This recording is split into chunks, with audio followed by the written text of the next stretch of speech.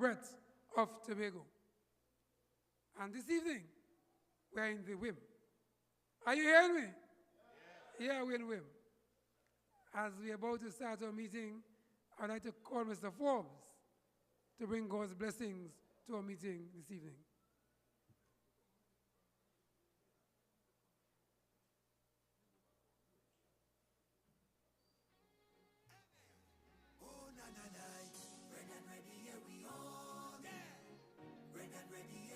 Good night. Let's stand and bow our heads, close our eyes as we invite God's presence here tonight. Eternal and most merciful Father, as we gathered here in the village of Whim as a family of the People's Nationalist Movement, we ask you, God, to guide, and protect us. Be with us. Encourage who are on the way to hasten their footsteps. As we have a message to send tonight, dear God, and we ask that all that we do and what we say, we do it in Jesus' name. In our coming, you came with us, and in our going, when the meeting is finished, we ask you, dear God, just to do the same. And as we bring this meeting to our beginning, dear God, take charge. In your name we ask, and everybody simply say, Amen.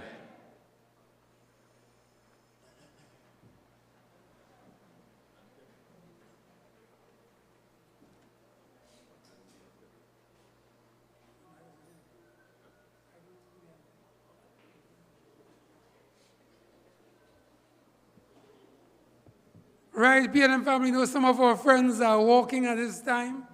So when they come, we want to make it easier for them to come in. So those of the back just come in the front. So as they come in, they just go straight to the back. So come forward, you know. We have a big team. Yes, DeAndre, you said you're coming. Come lead. Come quickly. So those who are coming after will just filter in the back. Somebody say come in. Come in. Come, PNM family. Come in. Yeah, come in. Yeah, man, we want to get the thing going. Come front. Right, DJ, give some music there.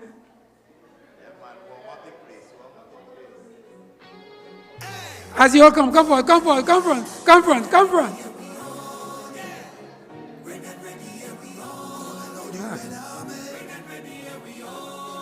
You can spread out, you know. All right.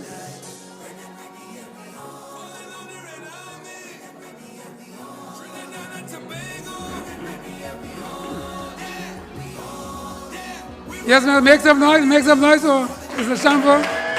Powerful.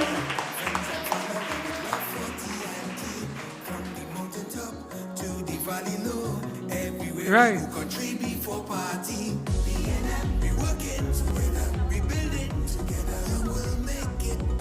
Good. So we are ready. We are the PNM. We are the People's National Movement. 69 years old. The only national party in Trinidad and Tobago, where we feel 41 candidates in every single constituency, in every single election. We are the PNM. When we came to you in 56, the symbol was the Balize. In 2005, 25, we still what? The Balize. There's none like us.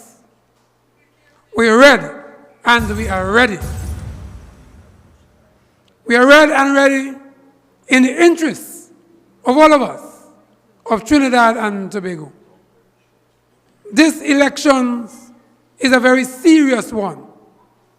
This election, we have a choice to ensure that we put good government, to ensure that good governance continue in Trinidad and Tobago. You have a choice. The choice is simple. Between the United National Congress, the UNC, and all the others that join up to make the UNC. and the People's National Movement, led by Stuart Young. Our choice is Stuart Young and the People's National Movement. Make some noise.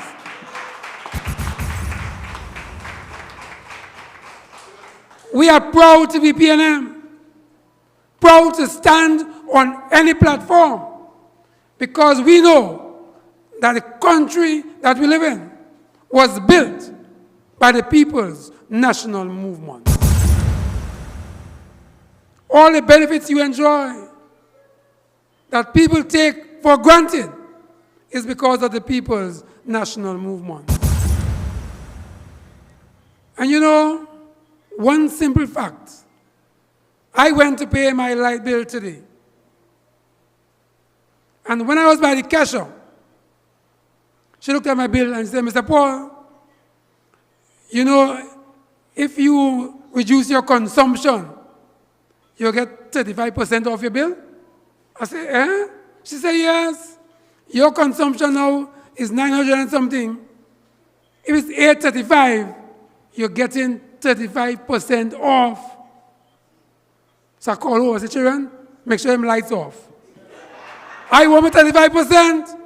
Your government working for you. Make some noise. She told me as well, she said, listen, you know, there are utility assistance program. You must tell people that. So I'm telling you all of this to let you know there are so many programs available for all of us to make our lives better, done by the People's National Movement. And that is why we are taking this platform everywhere. That is why we are making it like a crusade. Because we have a country to save. We have young people to ensure that the progress continues under the People's National Movement. Because, my friends, we have seen what the PNM can do. I didn't hear you. We can see what the People's National Movement can do. And because of that, we are here tonight in support to endorse our candidate, Shamfor Kojo Lewis.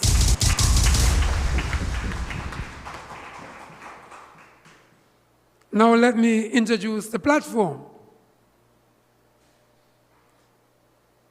I want us in Whim to make some noise as I introduce to you the political leader of the People's National Movement, Tobago Council, Brother Ansel Dennis.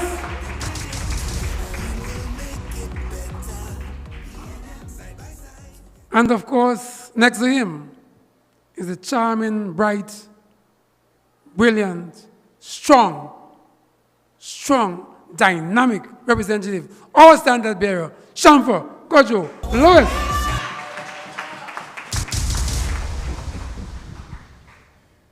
And the man from Whim, the homeboy himself, the minority leader. One is enough. Brother Kelvin Morris. In the PNM, when it comes to young people, we're serious about young people. Because young persons are the future of this country. On every platform, we ensure we have a youth voice. Tonight, sitting there, Brother Delano Jofield. Somebody say PNM. I can't hear you. Somebody say PNM. Who are voting for? Who are you voting for?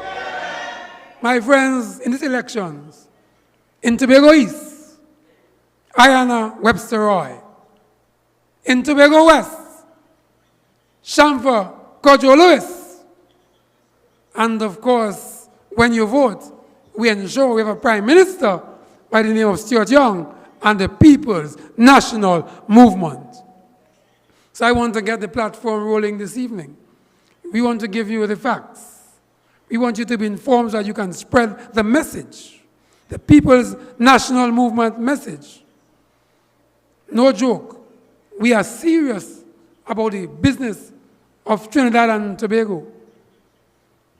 when we tell you who we are not under the table. We are no secret. We are the PNM. We are ready, and we are ready. And to get the ball rolling this evening, I want to bring on board to address you a bright young man, one of the future leaders in Tobago, a man who stood tall, a man who brought the whole of Signal Hill last Sunday to their feet. He's coming to share with you today. Make some noise as I introduce our youth speaker, brother, the young, dynamic Delano Joviel. Make some noise.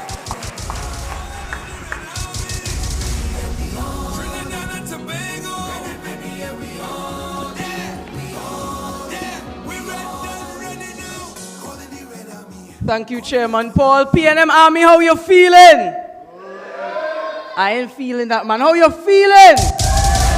Right, you're looking good, man. You're looking good. Allow me to recognize at this time our political leader for the Tobago Council, Mr. Ansel Dennis. Our candidate, the fiercest in the West for this 2025 general election, the Honorable Shamfa Kojo Lewis. Our chairman of the Tobago Council, Mr. Larry Paul, your man from Yard, and our minority leader in the THA leading the charge for us over and leading it well, Mr. Kelvon Morris. All supporters, members of the medias, those listening on the other side via social media, good evening. We're ready, and we're responsible with Tobago's future. We are ready, and we are responsible. And tonight, we are here standing strong, standing proud, and standing united behind a woman who has proven that representation isn't just about talk. It's about results. It's about performance. It's about leadership that you can trust. She has been a trailblazer. You see her fire all over Tobago. And brothers and sisters, I'm not talking about fire in the normal sense of the word as we know it to be destructive. I'm talking about the fire that built the fire to build a nation. The same fire that in 2015 built tourism, in 2018 built sport and youth affairs, and in 2020 built sport and community development. That same fire that has advocated on behalf of Tobago, brought goods and services to the people of Tobago, and paved the way for some of the biggest developments that we have ever seen in Tobago's lifetime. That same fire, that developmental fire, that dedicated fire, that humble fire, that sham fire. Somebody put your hands together for your candidate.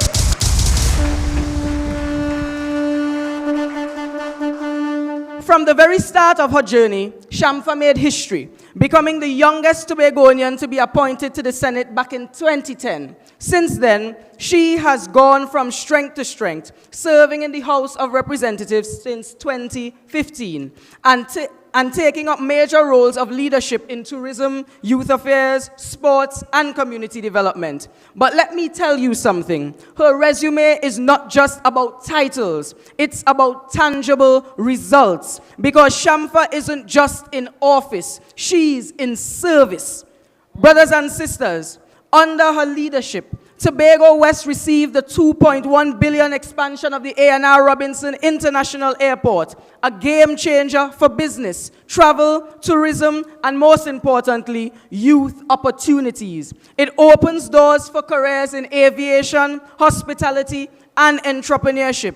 She secured over $30 million to upgrade the Dwight York Stadium, putting Tobago on the map as a sport tourism hub and giving our athletes the world-class facility they deserve. She delivered the overpromised and long-awaited Hillsborough Dam, and the Southwest Wastewater Treatment Plant. She brought to life the Signal Hill to Apex transmission pipeline to boost water supply. She advocated for drilling of new wells in Bad Hill and upgrades to water infrastructure. She even brought booster stations to Shervan, Corlan, and French Fort. Put your hands together for your dedicated leader, brothers and sisters.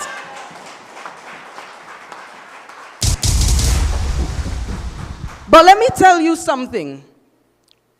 Let me take some time to talk about you and the things that she has done for you, young people. Shamfa has not forgotten us. She created the Empower TT program to uplift our young men, giving them mentorship, job opportunities, and hope. Through the Boss Lady Project, she gave women who were young, unemployed, and overlooked, the tools and confidence to succeed. She introduced the Dream Chasers summer internship, the Youth Lead Project, and certified craft training through ECCL to help us become our own bosses and shape our own future. She even brought the I Choose Sport to our Tobago schools, benefiting over 2,000 students, and partnered with the YMCA to teach swimming to both youth and seniors. She trained our coaches. She brought sporting camps. She said, and she made it clear, that Tobago's talent deserved Tobago opportunities,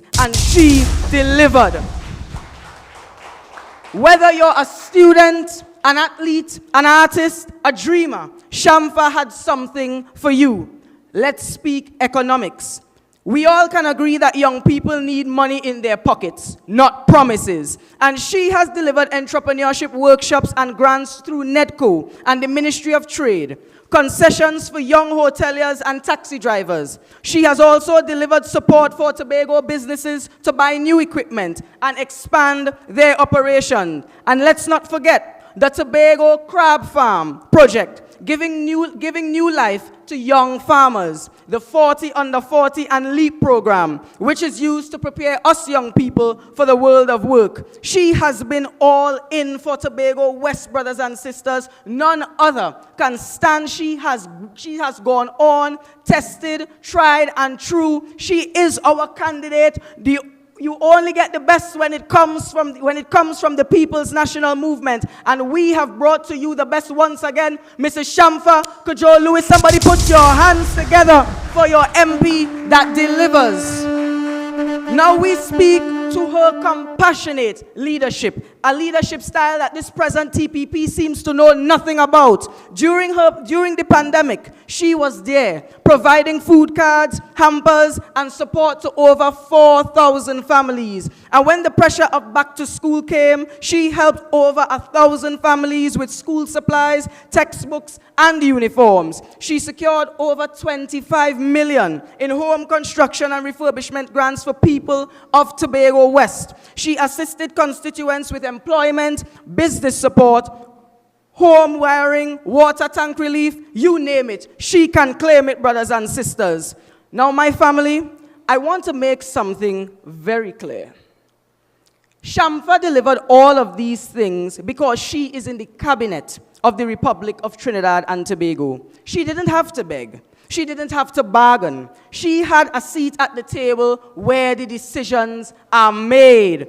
So don't be fooled by anyone who tells you that they're just sending down a voice to Parliament. We don't just need a voice. We need power. We need presence. We need people who can perform and form a government, make decisions, and deliver. In other words, we need a party that has run for 41 seats that can make a government, not a party that wants to deliver to you 2 seats and bargain. Bargaining doesn't help you deliver. Being in the cabinet delivers to the people of Tobago. And Shamfa has proven that she can do just that. For you, for me, for Whim, and for Tobago West. She didn't just show up for projects. She showed up for people. She walked with us. She cried with us. She celebrated with us. She interacted with our children. She uplifted our elders. She didn't just come to represent. She came to serve. Whether it was the drilling of new water wells, installation of street lights, building of the Chauvin police station, or fighting for the land regularization, Shamfa has always had your back. So, Whim, the question is, do you have hers? On election day, we're not voting for popularity. We're voting for performance. We're voting for progress. We're voting for Tobago West that's all in. All in for youth, all in for growth, all in for legacy. We're voting for Miss Shamfa Cudjoe Lewis, a woman with fire in her soul and Tobago in her heart. Let's vote for red. Let's vote for ready. Let's vote for responsible leadership. Let's vote for representation that you can trust. So on April 28th, get up early, wake up your friends, talk to your cousins, walk with your elders, and vote, vote, vote, vote, vote. We will vote for our future, for our siblings, for our friends, for our family, for Tobago West, for Trinidad and Tobago. We will vote. All in with Shamfa, all in with Team PNM, all in for Trinidad and Tobago. And brothers and sisters, when we have placed our vote resoundingly with the people's national movement, understanding that we have done the right thing for our development, we will stand in one accord after giving praise to our God and sing, "Great is the PNM, great is the PNM, great is the PNM, and we have prevailed." I thank you.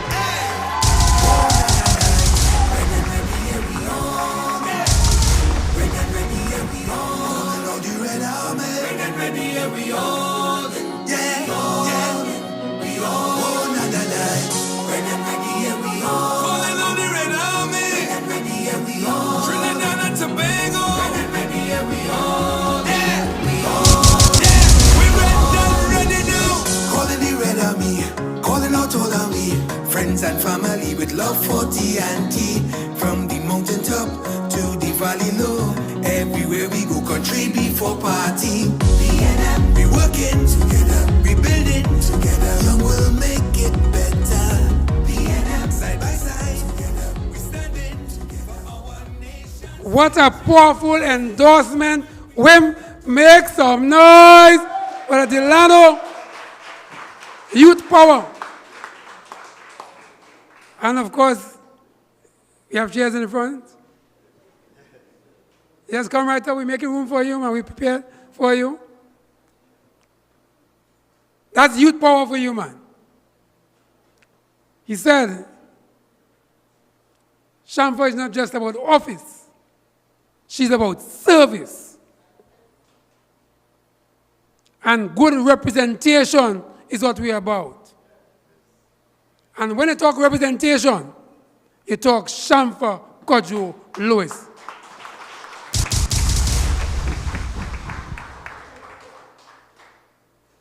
And Delano gave you a whole list of delivery. Delivery after delivery after delivery by Sister Shamfa Cudjoe Lewis. Proud to be PNM. Always standing strong. Representation is her name.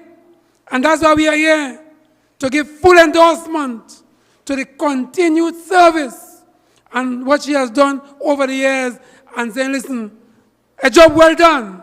For that, we give you another term to continue service. Make some noise for Sister Shamfa Cudjoe Lewis. And you know, we're on home soil. They say, you know, your next speaker is a sportsman. And when you're home, you just make some runs, you show off, you know, because you're on home soil. I want to bring a sportsman to you, a community man, a man who says he wants to change the world with volunteerism and community engagement, seeking to touch the lives of the persons with whom we come into contact. And I have known Kelvin for a very long time. A man from Whim, a community man, a man who is the founder of of Swam Football Club, always engaging. I want to say we are proud of our next speaker. Because you see, when we had one, we said, boy, one boy?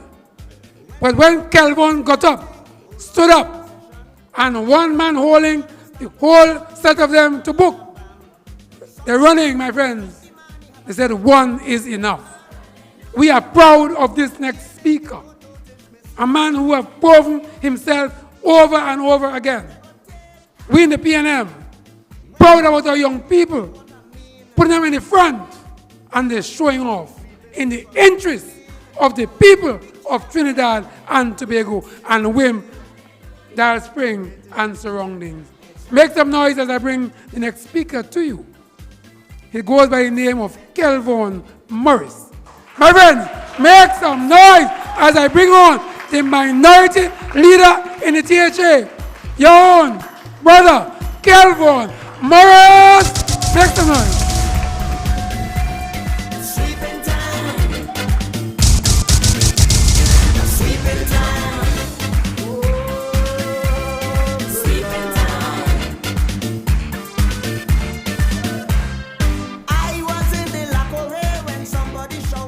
Whim people, Spring Garden people, Union people, Marysville people, Darrell Spring people, did I say Glen Road people?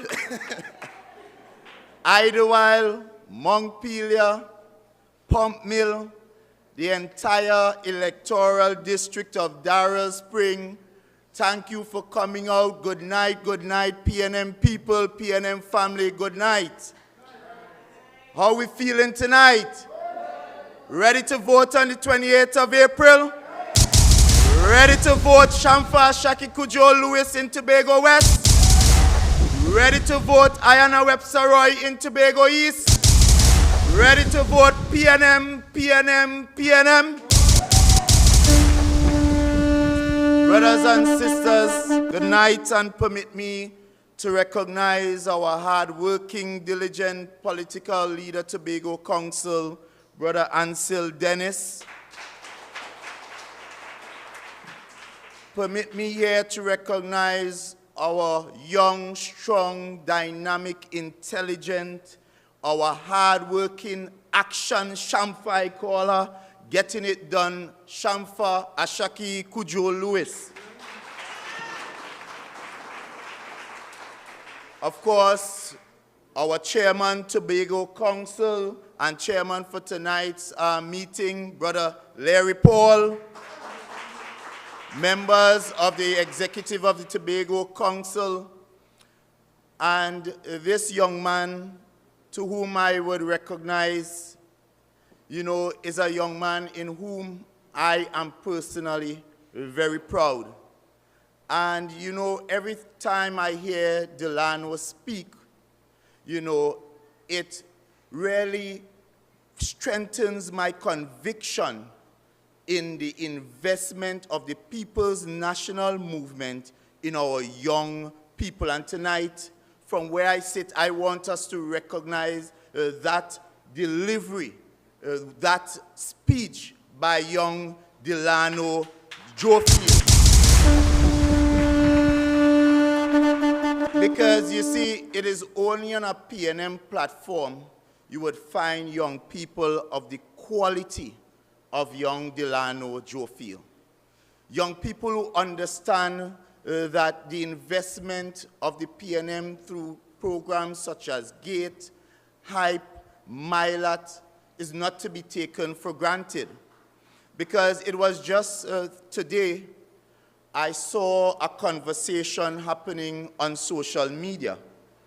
And that conversation was young people saying that in their view, they don't feel like the government do anything for me.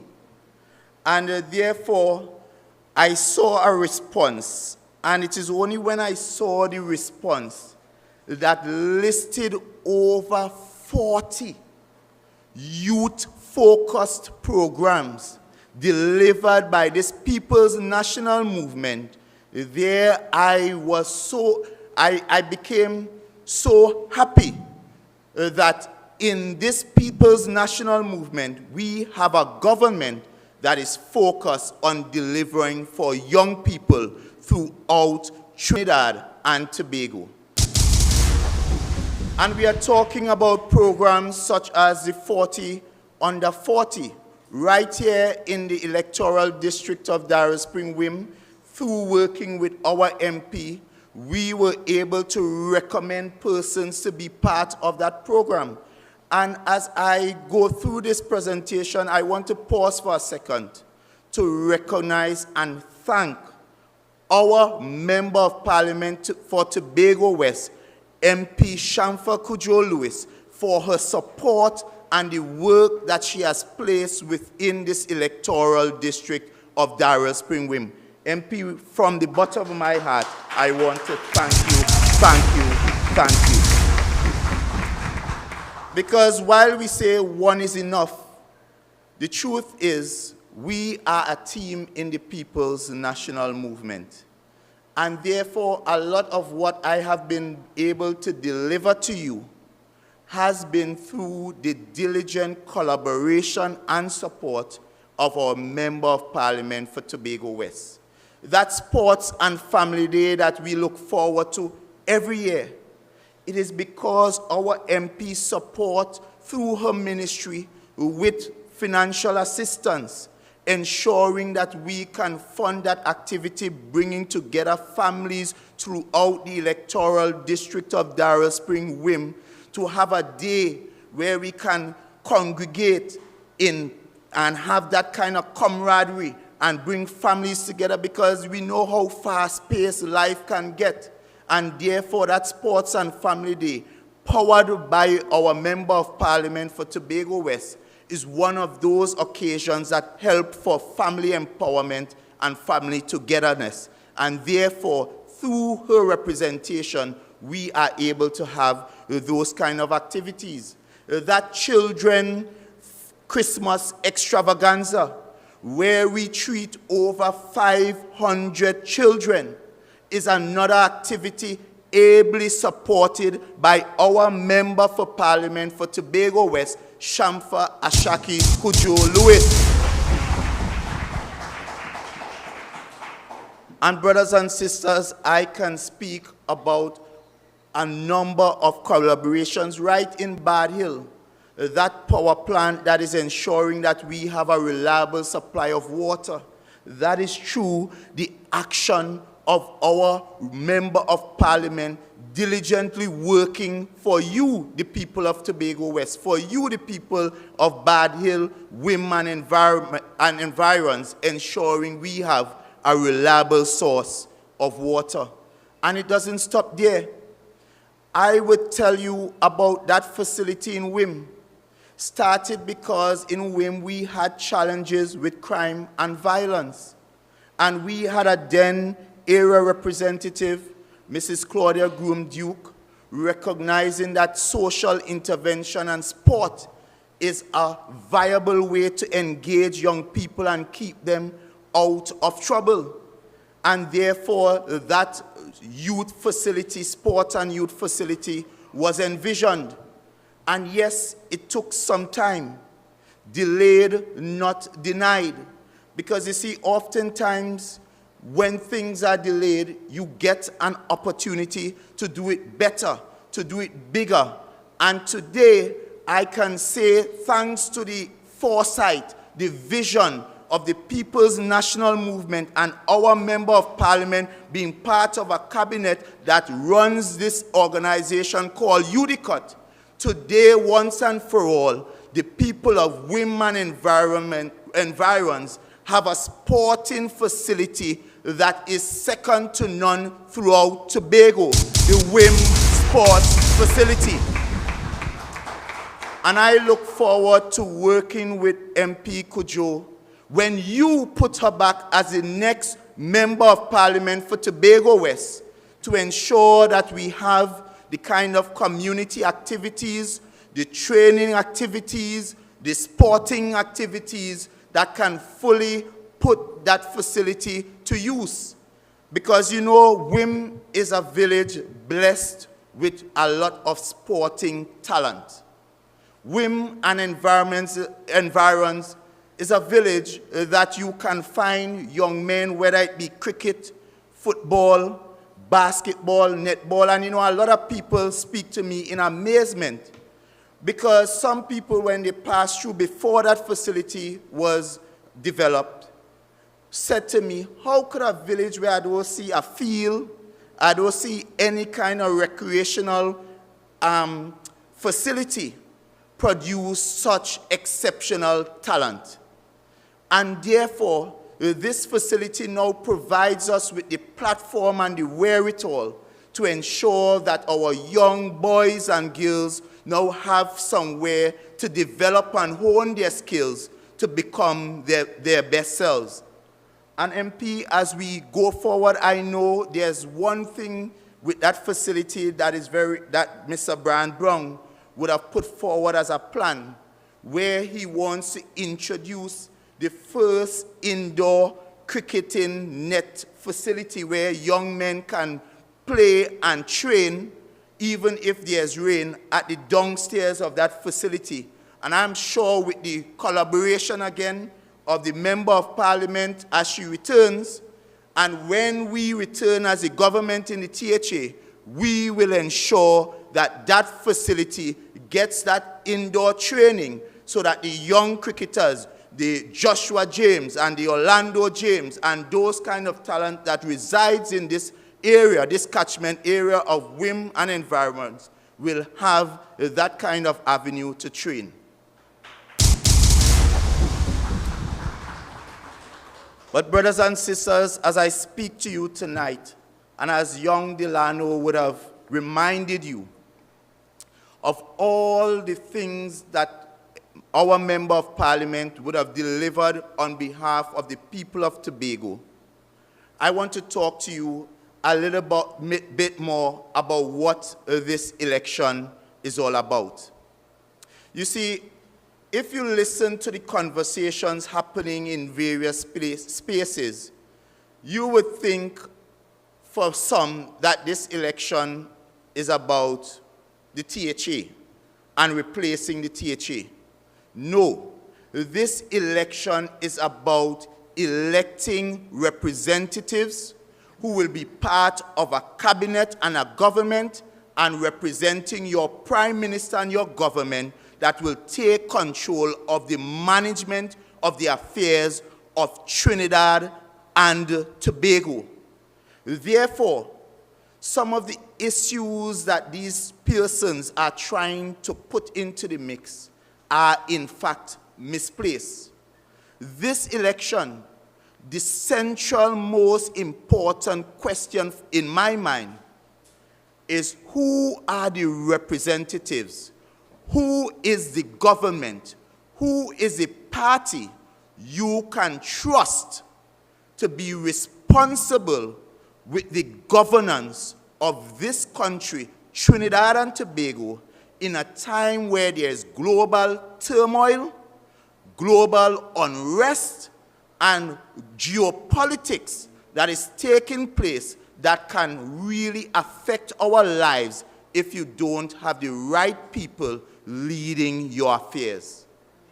And therefore, you have seen Shamfa and Ayana over the past 9.5 years, representing you, the people of Tobago, with a level of integrity, a level of honesty, a level of reliability, a level of effectiveness, and a level of intelligence that is second to none.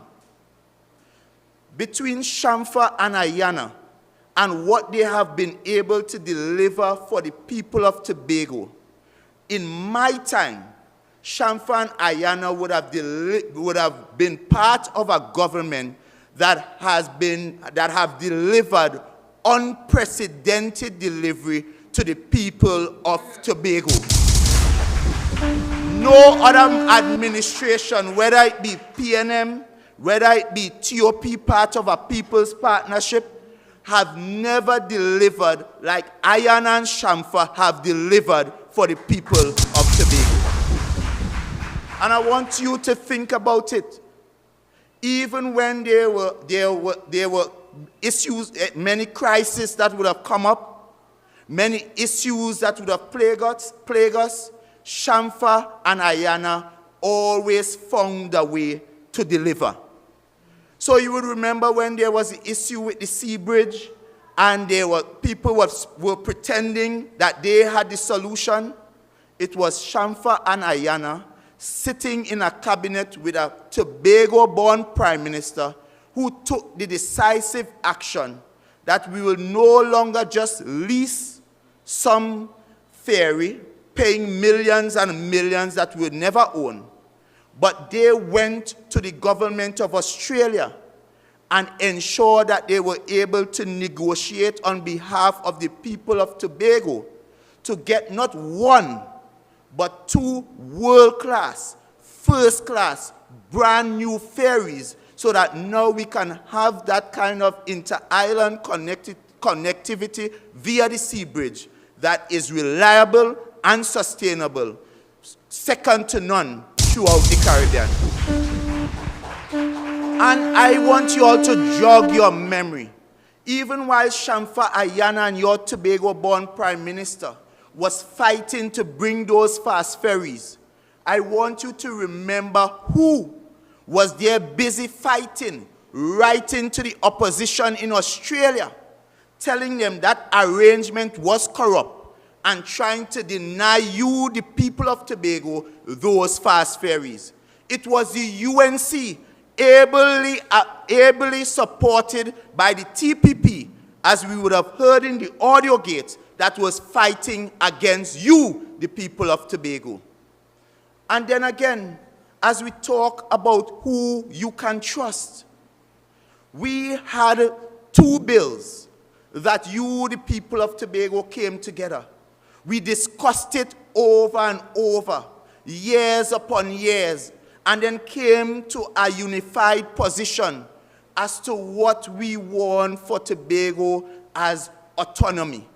And there were some fundamental areas that we agreed upon. We said, yes, we want additional increased budgetary allocation. I think at the time we sent to Trinidad 8%. And of course, we also said we wanted the ability to make laws.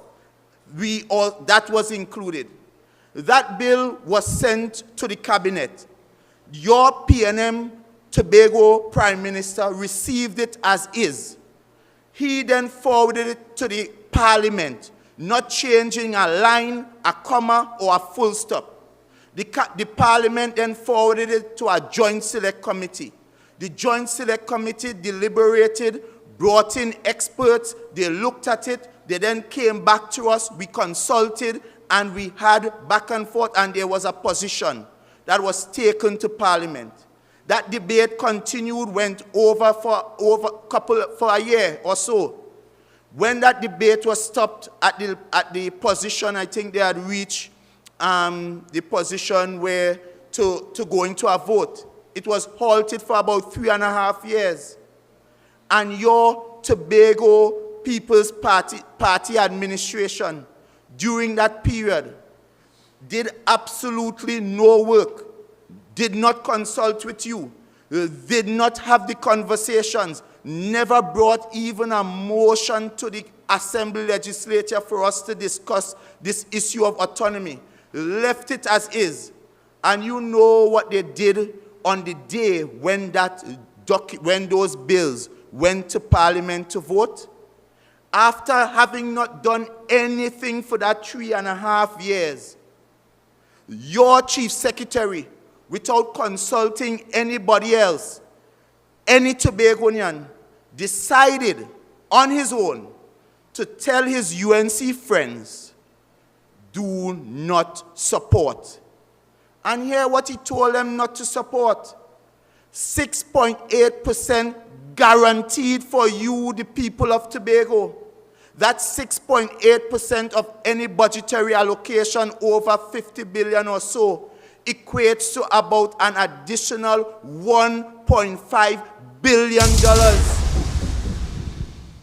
That is additional money, revenue for you in Tobago to treat with our youth, to treat with our single mothers, to treat with issues of unemployment and underemployment, to treat with housing for young professionals and others. But your chief secretary, ably abetted and supporting his UNC friends, said to them, do not support. And this issue I see they're raising about land titles. Do you know if we were able to pass that bill, we would have been able to discuss in the Assembly legislature and pass for ourselves measures to treat with land titles?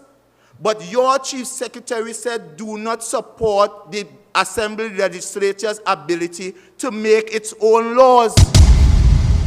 So when you hear them coming to you, telling you that give me your 2 seats so we can go to negotiate, the best opportunity to negotiate should have been, would have been when those bills were in front of the parliament, and that is where he should have negotiated with his UNC friends. You don't need the 2 Tobago seats to negotiate. That is where he should have negotiated. But what he did, understanding that the UNC does not want Tobago to get any additional funding. You hear it in the debates.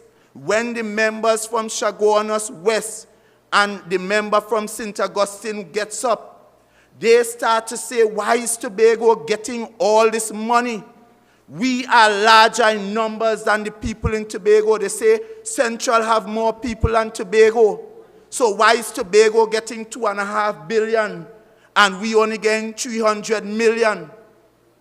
And therefore, this denial, this non-support, was simply Farley giving his UNC friends a get out of the card situation so that they could say the reason why we didn't support it is because Farley and Tobago didn't want it. So understand what it is. This is a total sellout. And we heard it for ourselves. And up to now, the chief secretary has not denied that conversation, that meeting, where we heard him basically selling out our Tobago contractors, selling out our proud Tobago Chief Justice, selling out all of Tobago, our former Chief Secretary. You heard how demeaning they talk of a proud Tobagonian, Mr. Orville London. In that situation, and on that day, that is where the sellout and the denial of Tobago's autonomy took place. So, my brothers and sisters, you can't give what you already rejected. The TPP, along with the UNC, denied Tobago its ability to get autonomy. And let us get that straight. I see even as we go forward and we talk about people we can trust, you have Shamfa and Ayana that would always level with you. Even the tough conversations, they will have it with you. And you can take their word to the bank. Can we trust the word of Farley, Augustine, and the TPP? The answer is no. I recall Farley saying to all of Tobago, and to you, the contract workers, you would recall that commitment, that vote for me, and we will not touch the jobs of contract workers. He even gave the assurance that rather than contract work, we will make every one of you permanent. That was the commitment given to us by Farley, Chavez, Augustine, and the PDP that just turned TPP overnight. And what did he do? As soon as they got into office, the seat didn't even warm up properly yet. They turned around and fire people down at infrastructure. And when they found that that wasn't enough, they went to OCS, and because they saw a surname with the Morris, they fired everybody, including my own wife. Then they went to CPEP, and it had about 40 people in CPEP, many of them women with loans, have rent to pay, their children books to buy. And even after giving that commitment that we will not terminate anyone's employment, Farley Chavez Augustine turned around and fired every one of them. Brothers and sisters, I ask you tonight, if someone will speak and give you their word like that, and then turn around and then do the complete opposite, can we trust Farley? And if he has shown us his hand in this way, how then can we trust that with our 2 seats, he will do what he say? How can we trust that he would take those seats and negotiate to ensure Tobago gets its way? We just can't trust him. What about our contractors? He also gave them a similar commitment. Farley told every contractor, it does not matter how the contracts were given, we will honor every contract. So we don't care whether they just so select you, we don't care how you got it. Once the job was done, you will be paid. My brothers and sisters, as I speak to you here now, 3.5 years later, not one of those contractors have been paid those outstanding monies. So bad it was that one of the contractors had to take him to court. And you know what happened at that court hearing? Remember, Farley came to you all telling you there's this audit, and this audit has revealed mass corruption across the length and breadth of the award of these contracts, and your Tobago-based contractors colluded to defraud the THA, and he will lock up this one, and he will lock up that one, and he will lock up. When the evidence was brought to the court, and the judge reviewed the evidence, you know what the judge said about Farley's evidence? It is fictitious, fantasy, fanciful.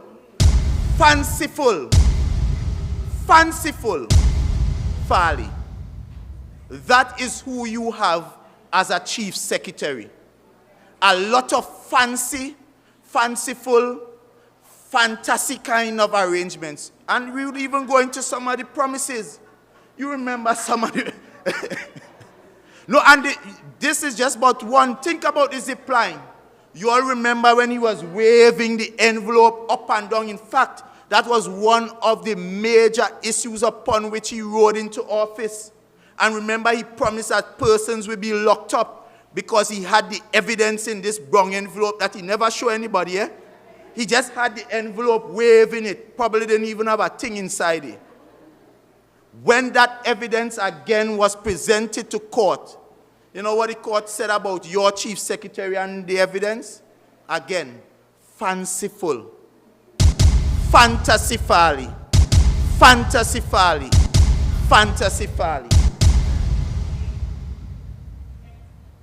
So you have a chief secretary that has developed a serious disease. And that disease has been diagnosed. I took the situation to a doctor, and my doctor friend told me our chief secretary is suffering from diabetes. And it is contagious, my brothers and sisters. Diabetes is running rampant across the THA. Because just last night, I heard one of the candidates vying for your vote telling the people of Tobago that the reason why the Goodwood Pavilion cannot be fixed is because of your hard-working, effective action. Make it happen, Shamfa Kujo. You hear lie? That is lie. Brothers and sisters, your MP has absolutely nothing to do with THA facilities, any ground in THA. As a matter of fact, if my MP as Minister of Sport attempt to do any work on any of those fields, you know what they would do? It would be bacchanal. You'll hear them fifth schedule, fifth schedule, fifth schedule. So now that when you had a pavilion to finish, you ain't do nothing for 3.5 years, how come now that is the Member of Parliament work? How come you no longer know about the fifth schedule that say the THA is responsible for sporting facilities in Tobago? As a matter of fact, the only sporting facility that the Member of Parliament is responsible for is the Dwight York Stadium, and that is because of a financing arrangement that took place in preparation for the World Cup in 2001. And that facility remained with the Ministry of Sport. And when they created the sport company, those sporting facilities were vested with the Sport Company of Trinidad and Tobago. And even over time, there have been conversations to have it revested to the THA. But as it stands, that is the only facility in Tobago that the Member of Parliament and the Minister of Sport has responsibility for. And if you check the record of the Minister of Sport with that facility, since she became Minister of Sport, that facility has gotten the attention that it deserved. And it has been continuous upgrades over upgrades to the point that we have hosted many upon many national football games. That facility was abandoned, was one of the things that the People's Partnership abandoned as punishment for the people of Tobago supporting the People's National Movement in the 2013 elections. And you would recall after that they completely abandoned Tobago. So you couldn't get self-help grants. They left the Dwight York Stadium to run down to the ground. Electrical in a mess. Bathrooms in a mess. The whole facility in a mess. It is your Member of Parliament for Tobago West that would have ensured that as minister that that stadium would have been refurbished and continues to be refurbished. So don't take up the lies. Don't take up the old talk when they are trying to pretend now, all of a sudden, the things that they are responsible for, they are trying to make you believe, well, it's the central government why we can't get. So the indoor facility, all of a sudden, is the central government. The Goodwood Pavilion, all of a sudden they're trying to tell you is the central government. Imagine they have a community center right in the electoral district in Charlottesville of the chief secretary, untouched since the People's National Movement left. And up to this day, that building is unfinished, haven't been touched, and they are trying to tell you, you know who? Is the central government. Again, I tell you, my brothers and sisters, lies, you hear lies? That is lies. Diabetes, it is contagious. All across the THA, they lie and sometimes they just want to know if they don't, like the lies come so common that they start believing the lies. They tell it with such confidence. And if you have people like that that would lie to you with such impunity, how could you trust them to represent you, the people of Tobago? How could you trust them to take your issues and know, like Shamfa has done and Ayana has done, and make sure that those things are deliberated around the cabinet, brought to the fore, and ensure you get solutions? It is because of Shamfa and Ayana and your PNM based Prime Minister at the time, your Tobago boy, Dr. Keith Rowley, why we can now boast of the most modern international airport terminal in the Caribbean and perhaps the Latin Americas, that ANR International Airport Terminal. And we are not going to stop there. You have a People's National Movement Administration that is focused through tourism on developing this little island called Tobago and making it a big player in tourism. Because we understand the potential that tourism brings to an island. Tourism is one of those sectors that raises and lifts every other sector. Because if you have a thriving tourism, it means that your agricultural sector would immediately see the benefits. You farmers who are now struggling, who are not, you don't have the predictable markets, so you are planting and wondering if you're going to get all these produce off your hand. When we met with Sandals, and that is just but one opportunity, one of the things I was impressed with is the arrangement for farmers. They have a system that you sign up as a farmer, and once you log on there, whatever you produce, you tell them on a daily basis what you have, and they will take all of that off your hand. And we are talking about millions and millions and millions of dollars invested in agriculture. It means that we can have young people again seeing agriculture as a tangible way of making an earning. And it means, therefore, it would help to diversify people away from the THA. Our young people who are in the creative sector, who are able to have your paintings or your entertainment. If you are a pan player, you would be able, or a singer or a drummer, you would be able to take that talent to Sandals. Because you know, places like Sandals and Marriott, they have their heritage night, where you come in every night, there's some form of entertainment. So the creative sector, that opportunity, once tourism is booming, that is an opportunity for you. When we talk about jobs, meaningful jobs, not 10 on, 10 off. Because just the other day, I asked them a question in the house. And I asked them how many people in Darrell Spring Whim they have employed. And to my amazement, they are claiming they have employed over 300 young men on 10 on, 10 off. But when I walk the village, I still wondering where they find them 300 people. So again, lie, that is a lie. Liabilities again.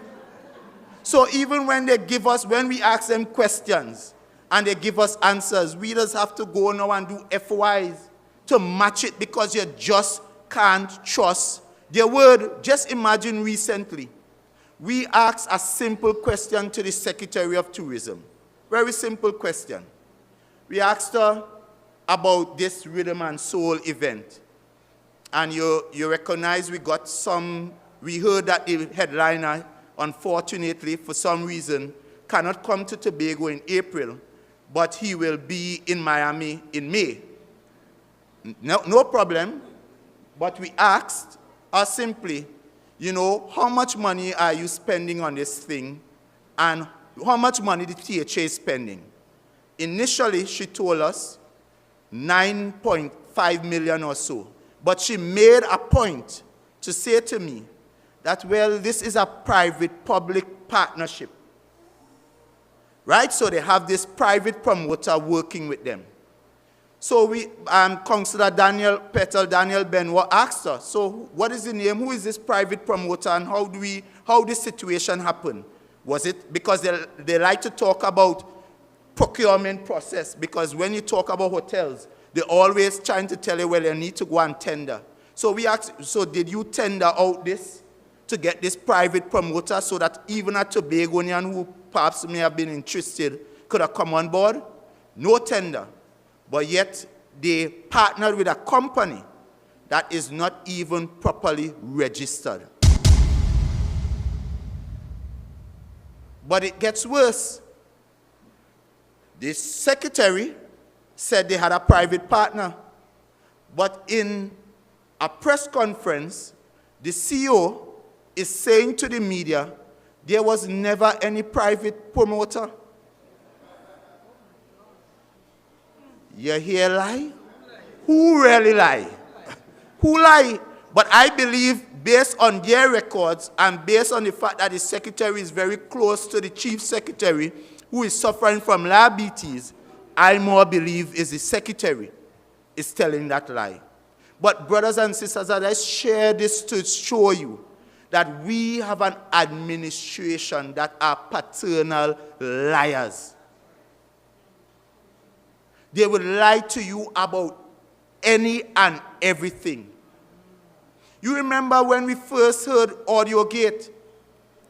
And when the AudioGate first started circulating, their supporters, because you know their supporters will see sugar and tell you it's salt.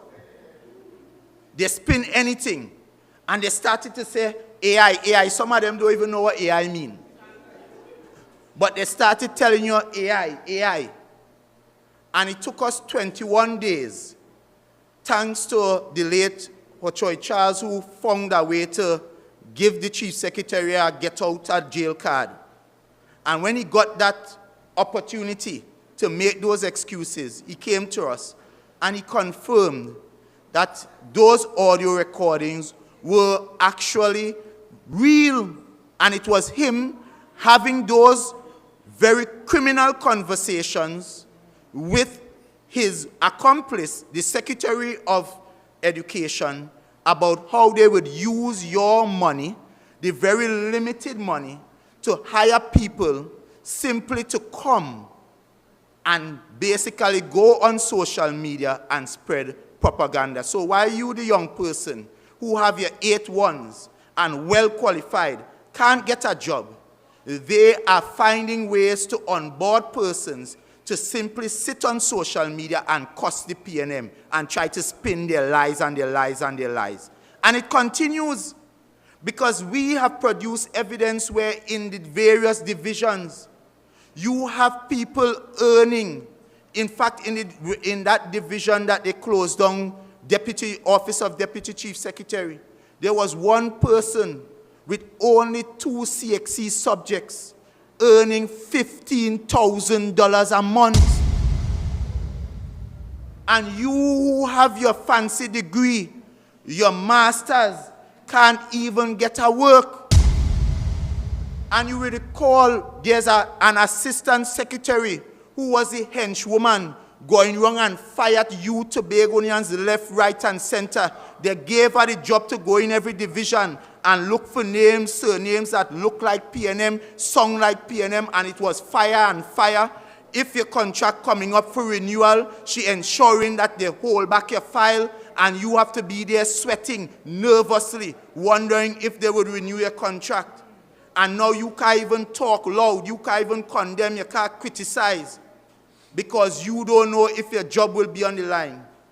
After she performed that hench job, and they found no further use for her, you know what they did next?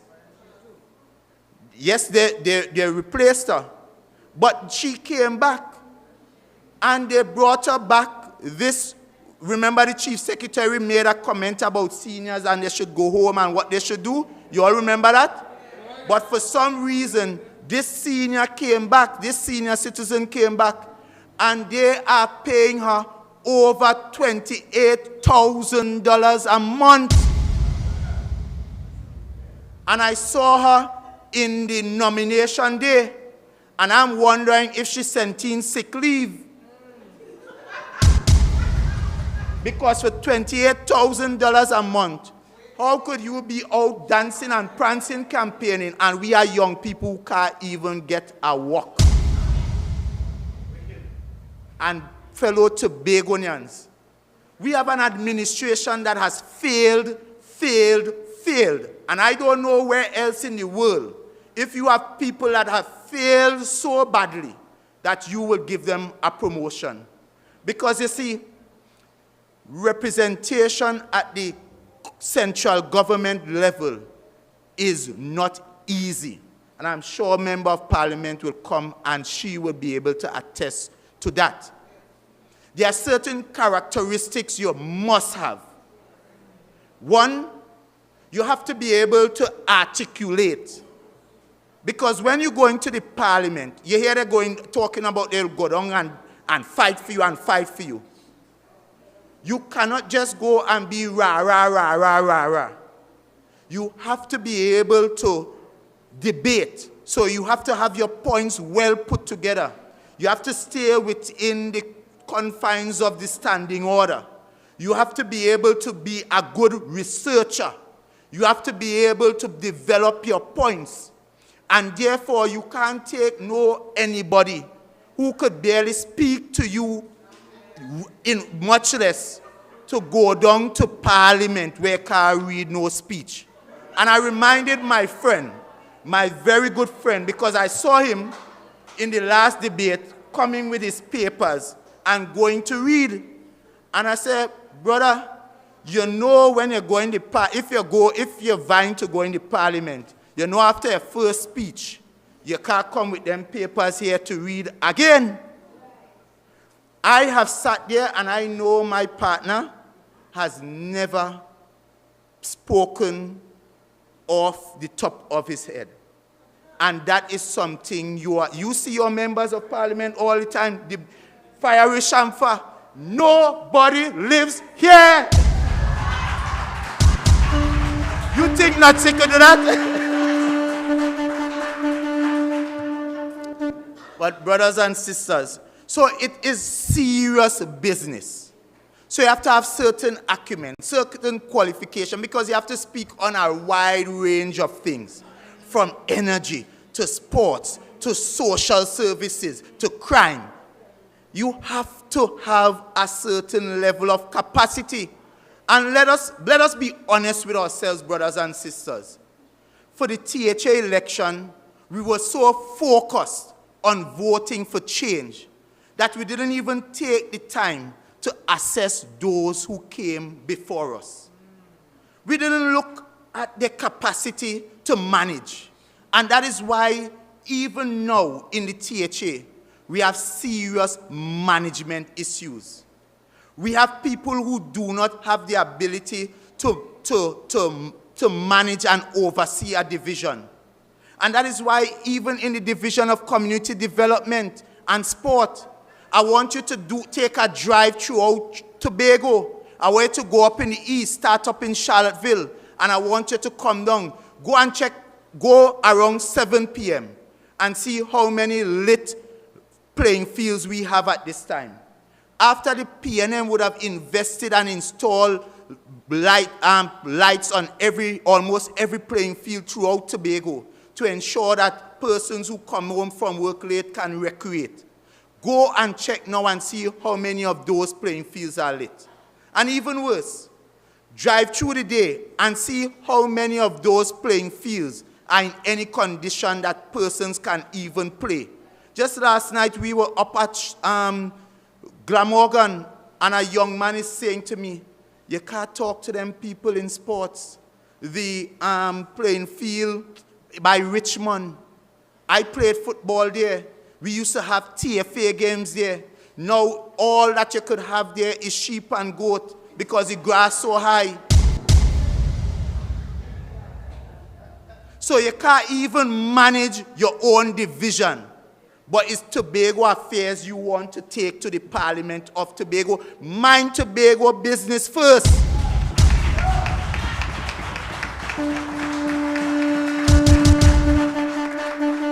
So brothers and sisters, I don't know about you all, but for me and my house, we are resolute in knowing that we will stick to the stable, responsible, level-headed representation in Tobago West from Shamfa Kujo Lewis, and of course in Tobago East. Tobago East people, as I reminded you all last night, you have a young lady who would have demonstrated that through diplomacy, she can get it done. She might not be loud, she might not be bashful, she don't show off, but she works tirelessly and effectively on your behalf. Look how watch how she was able, first time in the history of Tobago, a hospital in the east, where our women can now deliver their babies in dignity, not worrying if we could get down to tongue. That is the kind of delivery. Look at the administrative complex, bringing services to the Far East so that you don't have to go to tongue to pay a light bill. And even when the PNM was there, you were getting the kind of representation that even the Chief Secretary made time to ensure you could have public days up there. Where are those public days now? You elected a Chief Secretary from the East, a Deputy Chief Secretary from the East. You gave all the East people your seats. And what do you have to show for it? Where is the development? Look at your roads. The roads in the East are the worst they have been in the history of Tobago. You had Turpin Bend on the cusp of being treated with. That project was to be implemented, designs, everything, contractor ready. And they came in and canceled the contract. And up to this day, that project remains undelivered. And that is your Chief Secretary's district. I am sure if Ayana and Shamfa and the Minister of Works could have paved in Tobago, I am sure we would have gotten that like we have gotten the police station, the fire station, and all the things they would have delivered. Because as we talk about roads, just imagine the government on your behalf as part of that airport expansion project, conceptualize a dual highway that was taking you from that airport all the way up to Shervan at the back of Cove. Two lanes on the left and 2 lanes on the right. So for the first time in Tobago, you would have seen people driving one way up on the left side, dual, and one way down on the right side. And this administration, for the pettiness, short-sightedness, decide to debar the central government from doing that job. And the thing about it, the central government was not going to touch the THA allocation, you know. They were going to find money from the central government coffers to do that for you, the people of Tobago, because you have a PNM central government that cares about Tobago's development. But you know what they did instead? Because they had a plan to enrich and empower their UNC-based financiers in Trinidad coming out of that meeting in the audio recording. Because remember that audio recording meeting happened before, and they received money from financiers because they heard a discussion about $100,000 sent. So they have financiers who put money into their campaign, and because they now have to pay back those financiers, and that was one of the roads they had identified, they refused the central government's involvement. And instead, they went about on a procurement process where they handpicked a contractor from Central Trinidad, a stucco company, not having any real prior experience in road paving. And they didn't give them one contractor, no. They gave them 2. One of the contracts in Montgomery is the fastest a contract would have ever been evaluated and awarded. You receive they sent their tender quote one day, the evaluation committee got together the next day, and by the day after, a contract was awarded. So in the space of 48 hours, they received a tender, evaluated the tender, and awarded that tender. And that same contractor, after benefiting from that arrangement, was then given that road down at Friendship. And of course, we all know the challenges with that road. because there was no design. That road wasn't properly tendered. In fact, one of the residents just woke up one morning and bulldozer was in front of his house. And you would remember we all had the experience of when the airport was building and they were trying to accuse the PNM of not following process, but the PNM followed process every step of the way. And those same people who spoke about that arrangement in that way, you would have think that they would have approached this in a real humane way. You know what it is to wake up, not even a notice. So while the PNM would have provided notice and had negotiations, so forth, with the residents, you woke up one morning and all you are seeing in front of your house are bulldozers, excavators, not a warning. That is the kind of conduct that we have experienced under the CPP. So I'm saying to you, my brothers and sisters in Tobago, especially Tobago West and Tobago East, if they have shown themselves as untrustworthy here in Tobago, would you make the mistake and send them to Trinidad? Of course not. So as we get together, my brothers and sisters, and we have the conversations, I want you to think about the responsible representation you would have received. And I want you to consider going forward that in Tobago West, we are sticking with Action Shamfa. And in Tobago East, we are sticking with Ayana the Deliverer. And as we do that in Tobago, whether you're in Tobago East, Tobago West, and you vote PNM, PNM, PNM, on the night of April 28th, as you go out and make your votes count, we shall all sing and shout with one united voice. Great is the PNM, great is the PNM, great is the PNM, and we have prevailed. I thank you. Sweeping time. Sweeping time. Sweeping time.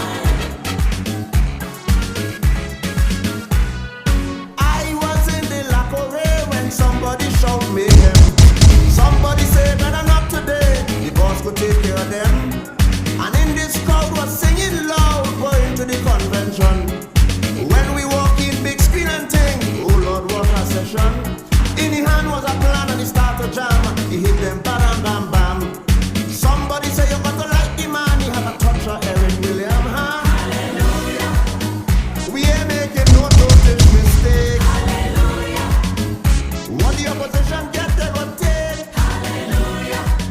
When I say okay, you know what I mean. Hallelujah.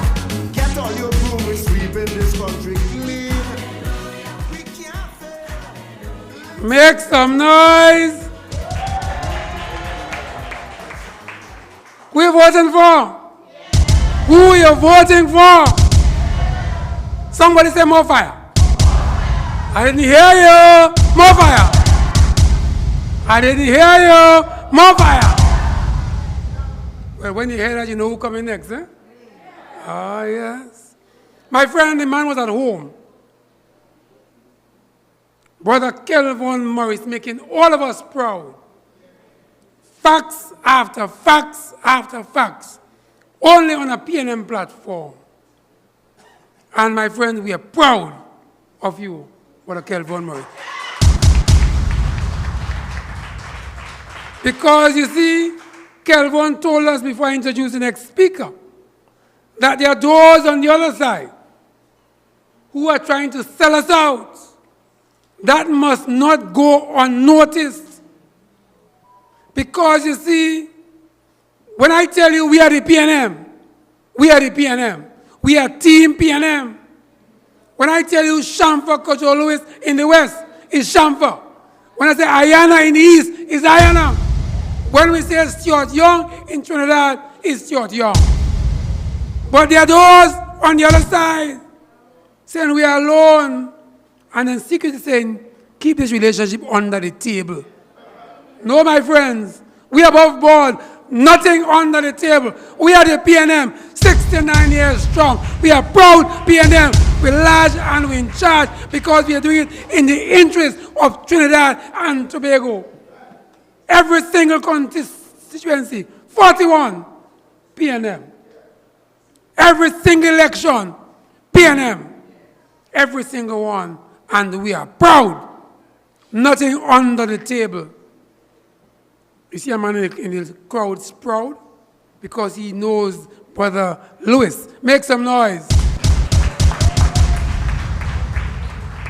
Because you see, the next speaker I want to introduce to you goes by the name of Shamfa Kojo Lewis. She entered the parliament in 2010 as an opposition senator. She's a lady of service. Representation is the hallmark of her career. She's strong. She's dynamic. She's energetic. She's full of vigor. She's red and she's ready. She's out and bad in the interests of people of Tobago and Trinidad and Tobago. My friends, in 2015, she was the MP for Tobago West. In 2020, because of her dynamic service, she came back to you and we bring her back again to continue her good work. If you think all those things that Delano spoke about is joke, if you think that was service and that was delivery, wait until she's returned in 2025. My friends, I want to bring to you a lady who we are all proud of. Representation at its best. Out and bad, and we are proud to bring to you. We are saying one more time, in 2025 is Shamfa Kojo Lewis in the West. Make some noise as we bring on to you, Shamfa Kojo Lewis.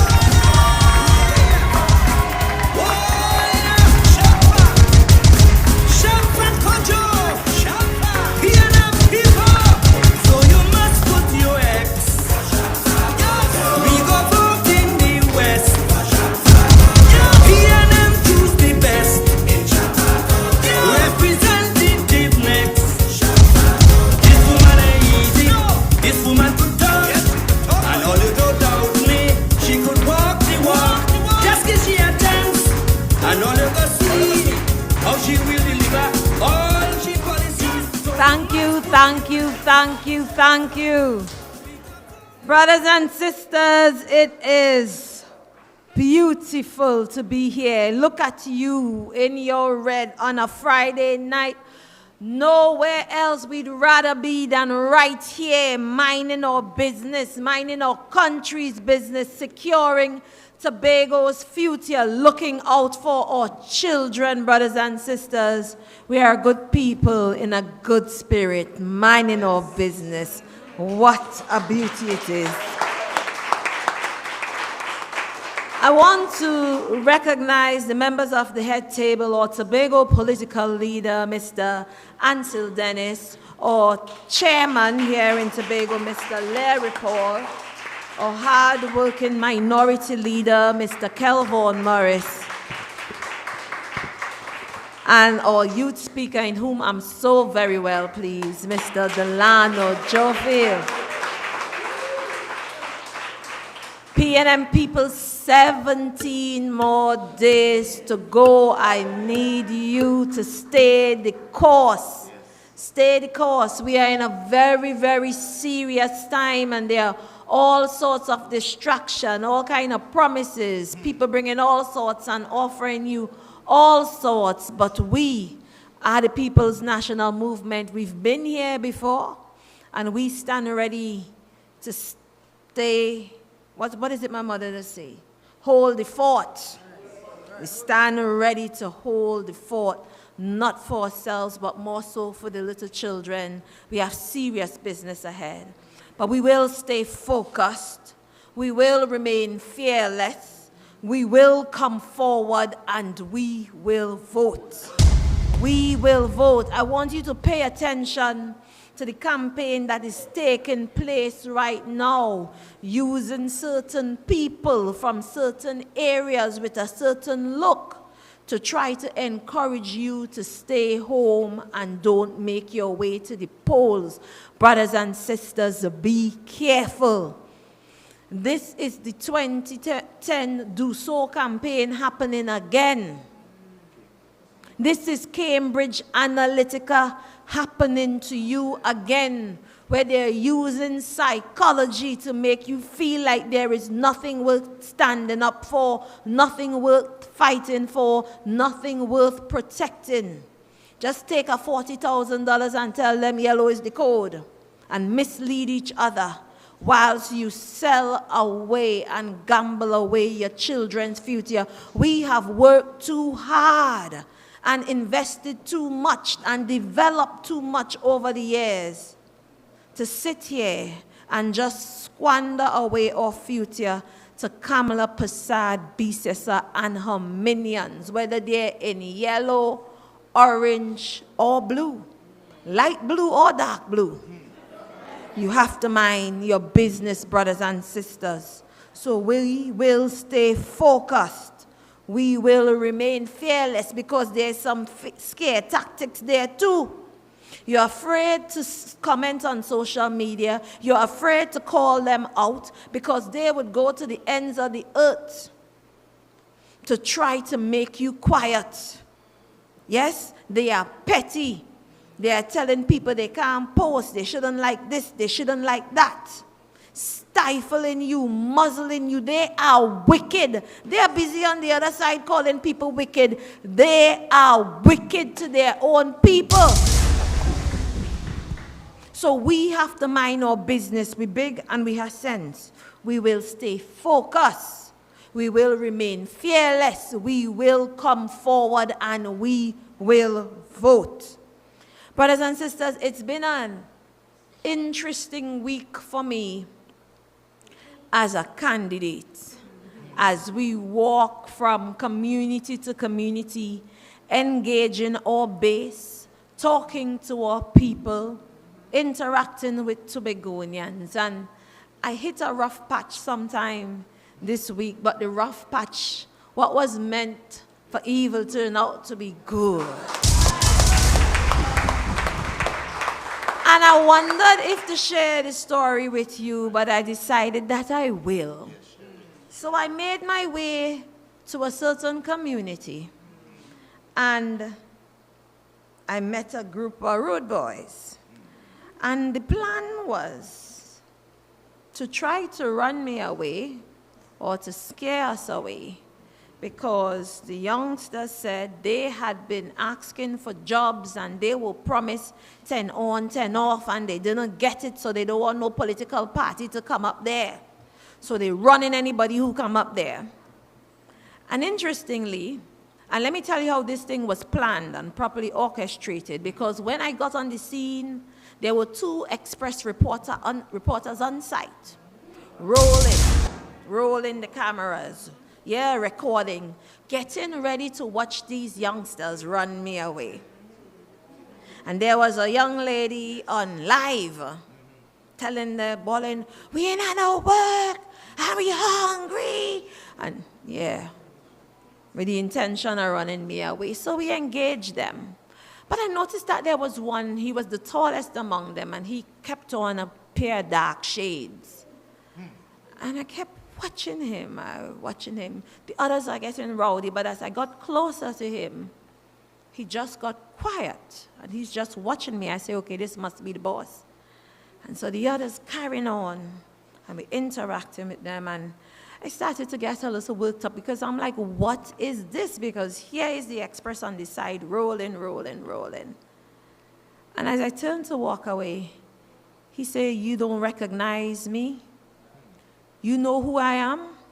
And I kept looking at him. I said, I don't recognize you. You're under these shades. And he said, you see what they're doing you here? What they're trying to do you here? I can't do you that. He said, you may not remember me, but I remember you. He said, a couple years ago, you were walking in the community where I was living, and you came across a man, who was me, and a little girl living in a small house. Small, it was a small house, can't hold too much. Probably a bed, a fridge, a stove, that's it, right? But it was a young girl, about 11 years old, living there with her father, alone. And I asked questions, and I asked, well, what does she like? What is she into? Like, what could she be here doing with you all day? So I said, we got to get something for her to be engaged while she's there. And he said she likes to read. And I made it my business. I left, and I went, and I got an array of different storybooks to keep her engaged. I took them back, and I brought them food support. And when I got my hands on a tablet, I then took a tablet to her later on. And he remembered that. He said, when I needed help, you helped me. Today, my daughter is 16 years old. I'm still raising her. We've moved from that community to this community. And there is no way I can do to you what we come out here to do today.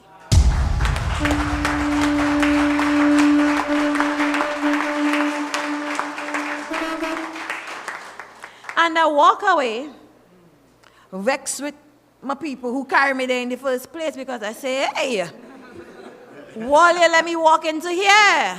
The media, everything there. But what was meant for evil turned out to be good. Because this youngster and the express, they're waiting and, the camera's rolling. But I ain't no story to tell, because the story that they wanted, they didn't get. Yeah? And that goes to show that we work in and out of election season. And we don't just help our own, we help anybody we come across who needs help. So the point that young man could say, and I get it a lot, you don't remember me, but I remember you. You helped me in this way. You helped my child in that way. We are the People's National Movement, and that's the kind of work that we do. It has been years, 9 solid years of representing you, of serving you. There are children who grew with me. He's sending them to school from small to big, taking care of their school uniforms, taking care of their school books. Every single year, we support these children. And we invite the parents to drop their school book list off as soon as they receive it, and we cut off at July 14th. Yeah? And we moved from serving 10 children 13 years ago to now serving 267 children last year. And it's not only supplies, it's textbooks, and those who need uniform, and those who need sneakers, and those who need book bags. We have been supporting. We've been doing hamper drives and support, not only during COVID or at Christmas time, but throughout the year.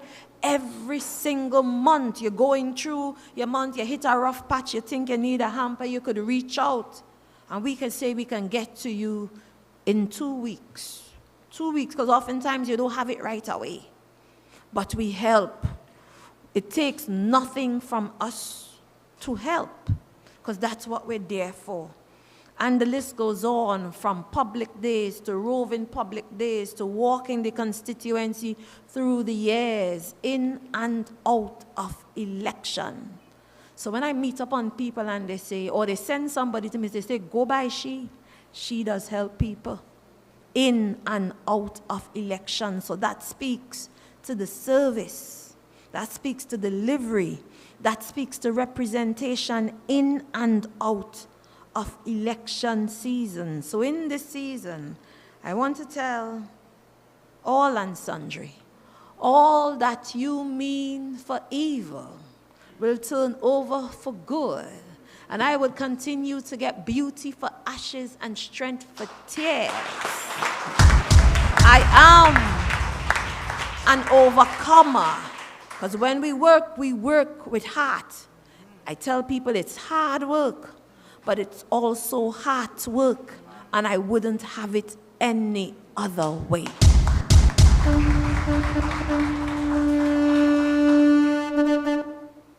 So ladies and gentlemen, today we came to talk about our business. And we're having a meeting and it's been long and I want to get off the platform hopefully by about 10 o'clock, 10:05 for the latest.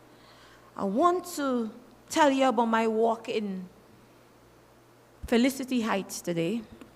I walk Felicity and some other surrounding areas, and it's so interesting that the complaints that the people have are all based on broken promises from a Tobago House of Assembly, a TPP, who they trusted and they ran and they vote for now. Brothers and sisters, if you voted for the TPP in the last election and you found that you had good reason to, no problem. You try something different. You try something different. You were with the PNM for some time. You felt like they're fixing things. Remember, they come to fix. They're giving their bacon bread. They're giving you bread. They're fixing your roof. And they're promising you all sorts. They even tell you you'll get ex gratia payment. You can't vex with them. What they was offering was sweet. It was sweet. You understand? And they came with the music. The music was nice. We used to hide and dance. Still hide and dance. Still hide and dance because some of them nice. Yes? But we got carried away in the moment. And a matter of fact, we decided just to try something different. And some of us were provoked to the point that we stay home. And even as they made up lies and sold it to us, we believed. And we stayed home. Yes, but we ended up with what we ended up with. And as you go from house to house, there are people who are politically fatigued because they felt that they had placed their hopes in a TPP. So many people promised jobs. Many people promised to get a house fixed, their road fixed. All sorts. And today, nothing. And they blaming the government. They're blaming the government because some people honestly don't understand the difference between central government responsibilities and the Tobago House of Assembly responsibilities. And they are also blaming the government because they're TPP representative minions and miscreants who walk from house to house telling them that things that they, the TPP and THA, should be responsible for, they're telling them is the central government. And that is what is happening. They are playing on people's ignorance. They are playing on the fact that people don't know better. Yes, they are insulting your intelligence. They are misleading you. They are lying to you.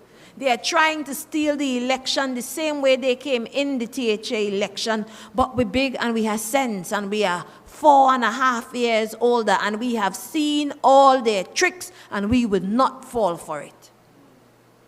We have to be wise. We have to stay focused in this. So as I listened, somebody raised, let's talk with what Delano raised.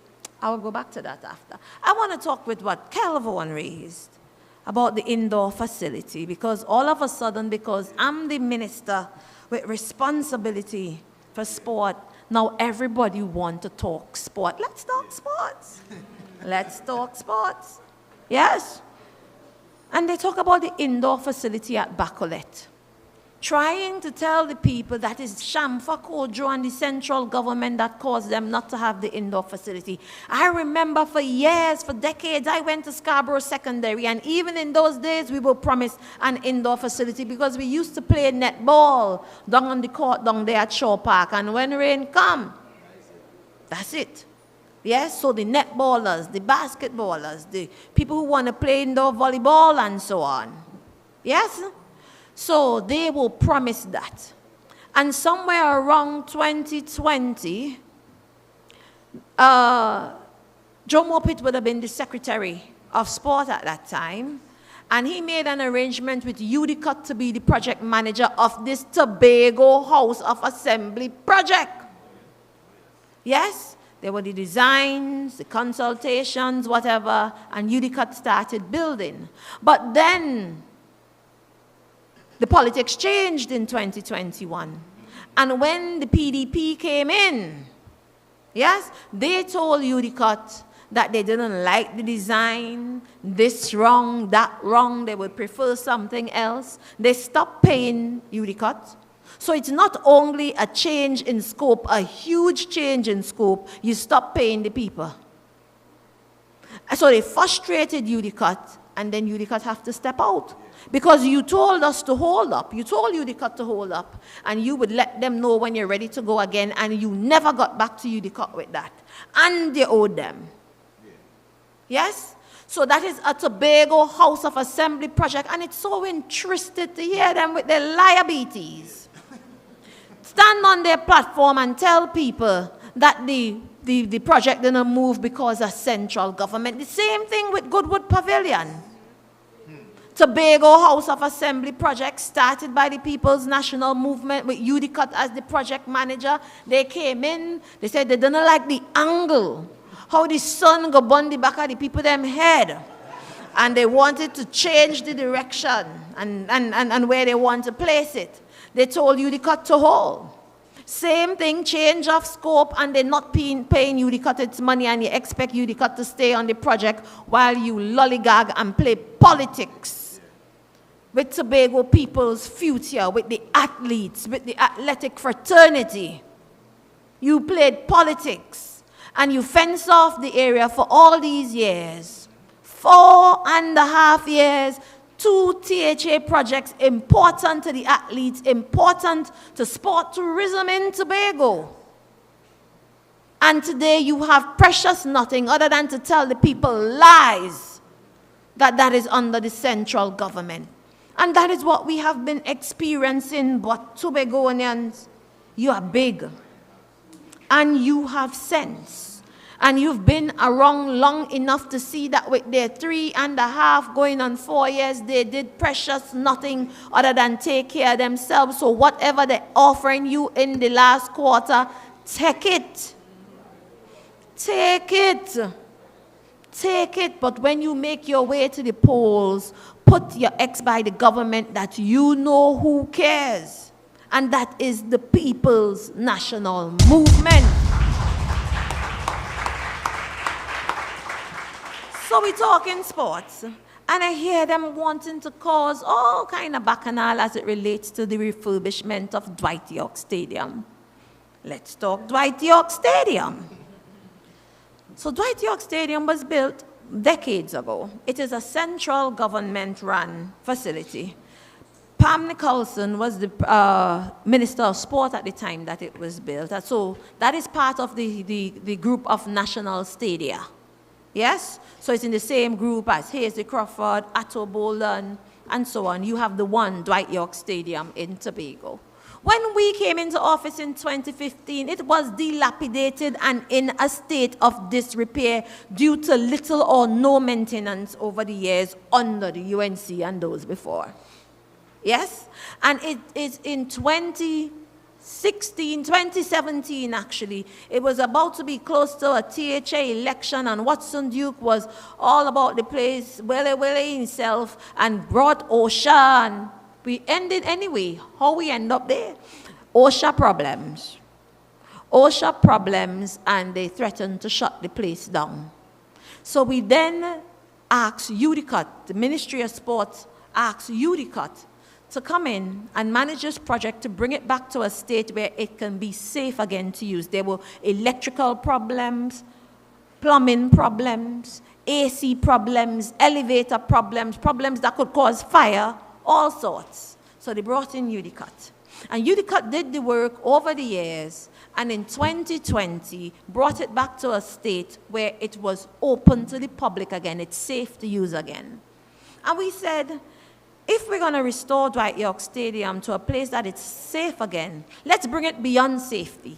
Let's bring it to a top-notch, world-class facility of the 21st century where we can host international games, where we can host sport tourism events and so on. And so we continue to add and build more phases. So a complete electrical overhaul, plumbing overhaul. You now have turnstiles there, repair of the air conditions, fixing the elevators, and so on. So the government over the years has invested over $30 million in Dwight York Stadium. Invested. They're trying to say government spend.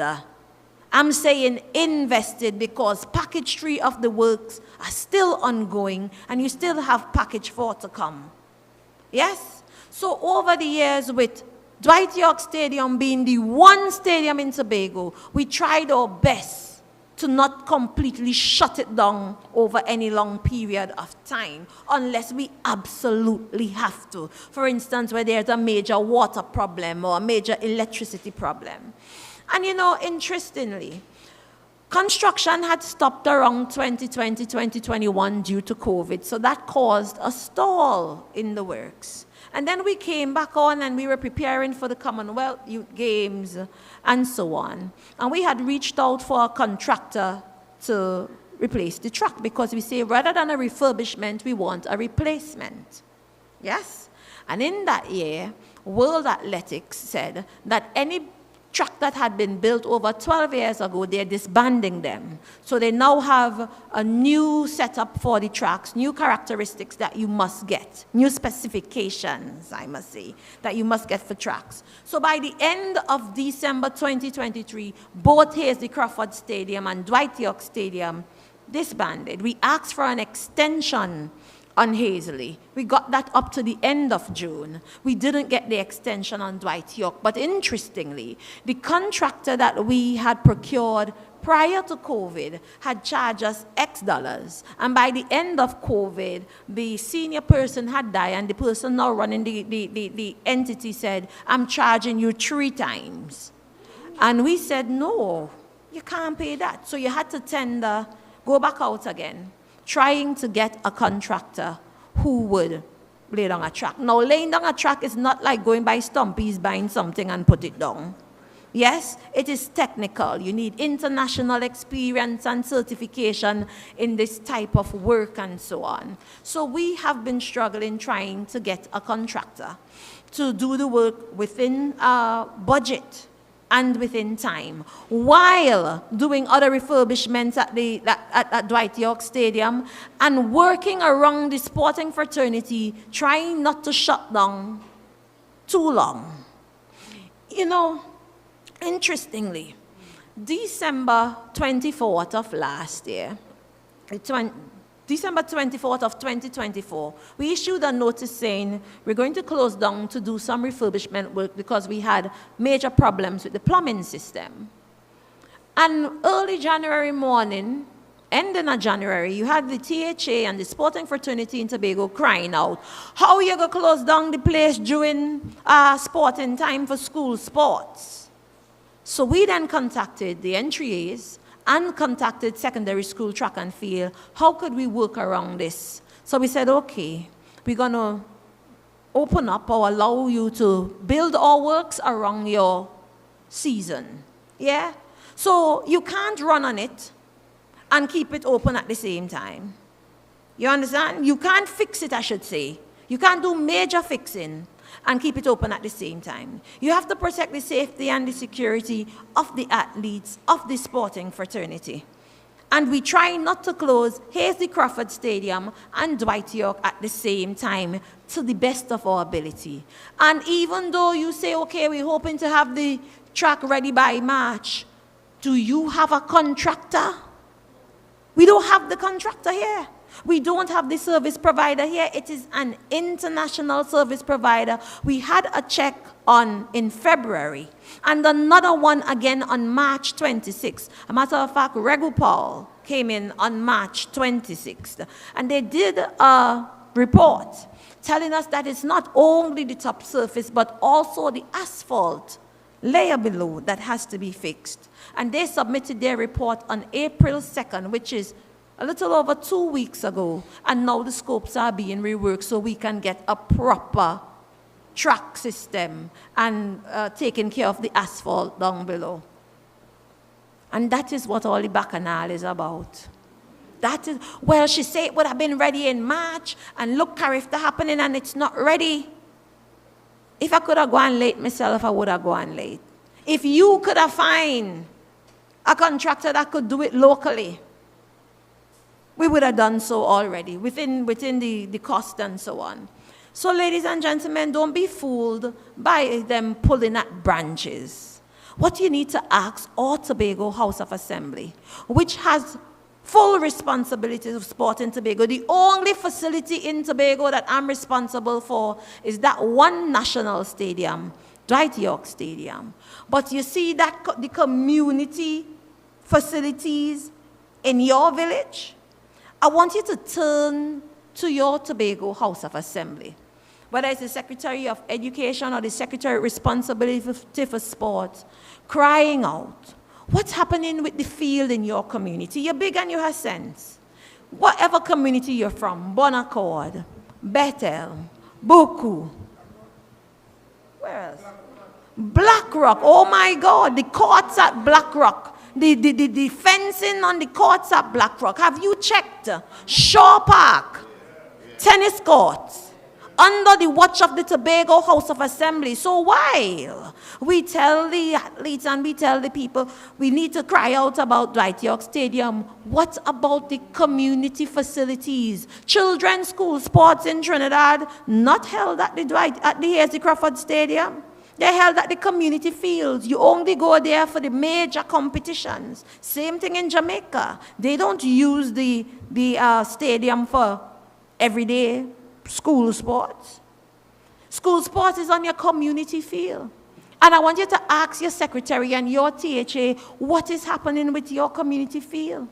Why is it that Phoenix from Bon Accord have to reach out to me for lights to train in football? And I want to ask, why is it Roxborough Secondary and those who train at Roxborough Secondary have to be crying out about their facility and reaching out to me at Sporty to fix it? And I want to know why at Signal Hill Secondary, where they need cricket nets, it is me at Sporty who have provided the material for the cricket nets. That's not my responsibility.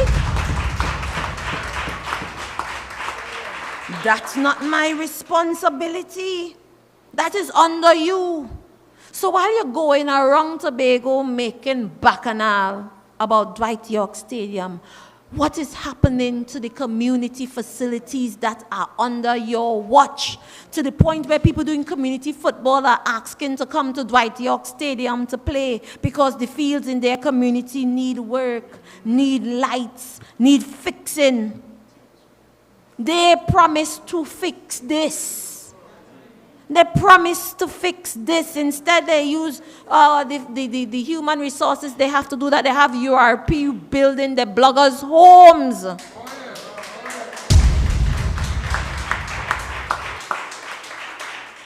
I remember on the day I watched what was happening down at Black Rock Swimming Pool. I remember when Mr. Orville London and the PNM went there and turned sod and helped to build that pool. And then they closed it and then they didn't pay the people that was working there for over a year. Now is the Ministry of Sport and Community Development running Learn to Swim programs at that YMCA facility in Black Rock. We just graduated 30 persons who got their certificates in saving lives last week. And right now, as we speak, you have over 30 of them in the Learn to Swim class. Tell me, let's talk sports. Let's talk sports in Tobago. What is happening with the Tobago Athletic Committee that has been defunct for over 8 years? Let's talk sports. Let's talk sports in Tobago. Let's talk a little bit about access to grant funding. Where is your process? Where are the forms? How can an athlete or a community group who need financing get financing? Take me to your website where I can find your rules, your guidelines, and your forms. Where is the transparency? We know the money sharing out, but we don't know how to get it. Let's talk sports in Tobago. Tell us, which athletes did you help in your time? Don't be calling the athletes who got help under Jomo time, asking them to make a video to big up you. Let's talk sports in Tobago. The Lalon Gordon Fund. I remember it was big news when you put a board for the Lalon Gordon Fund, hyping up the young people, making them feel like they're going to get help. Show me the athletes who got help from the Lalon Gordon Fund, where to find the form, what is the assessment like, what is the guidelines like, because as far as I'm concerned, the tennis players, the dragon boat people, the footballers, the table tennis players, even the athletes who are abroad in university getting their money from me. Ministry of Sport and Community Development, Sport TT, Office of the Prime Minister, Sport and Culture Fund, and they're so fast. When the athletes go to them, they're giving them my form and sending them to me. So let's talk sports in Tobago. But you know what's the good thing?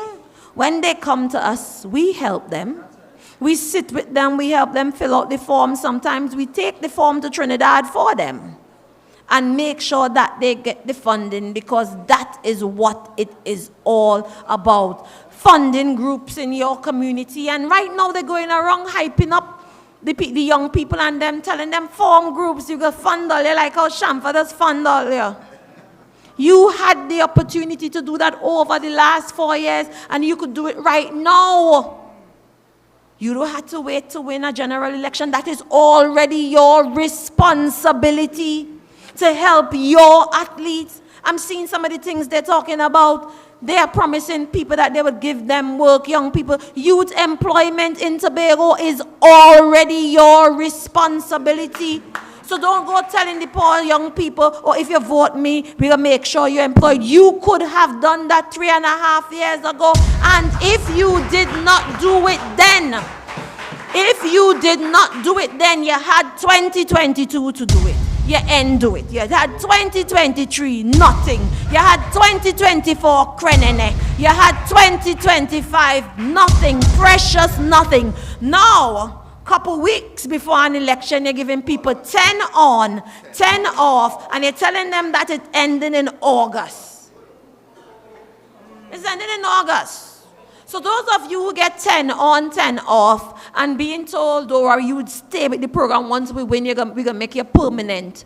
You had the opportunity to give me meaningful employment in 2022, 2023, 2024, and earlier 2025. How is only when an election call, you now calling me for 10 on, 10 off, and we know better.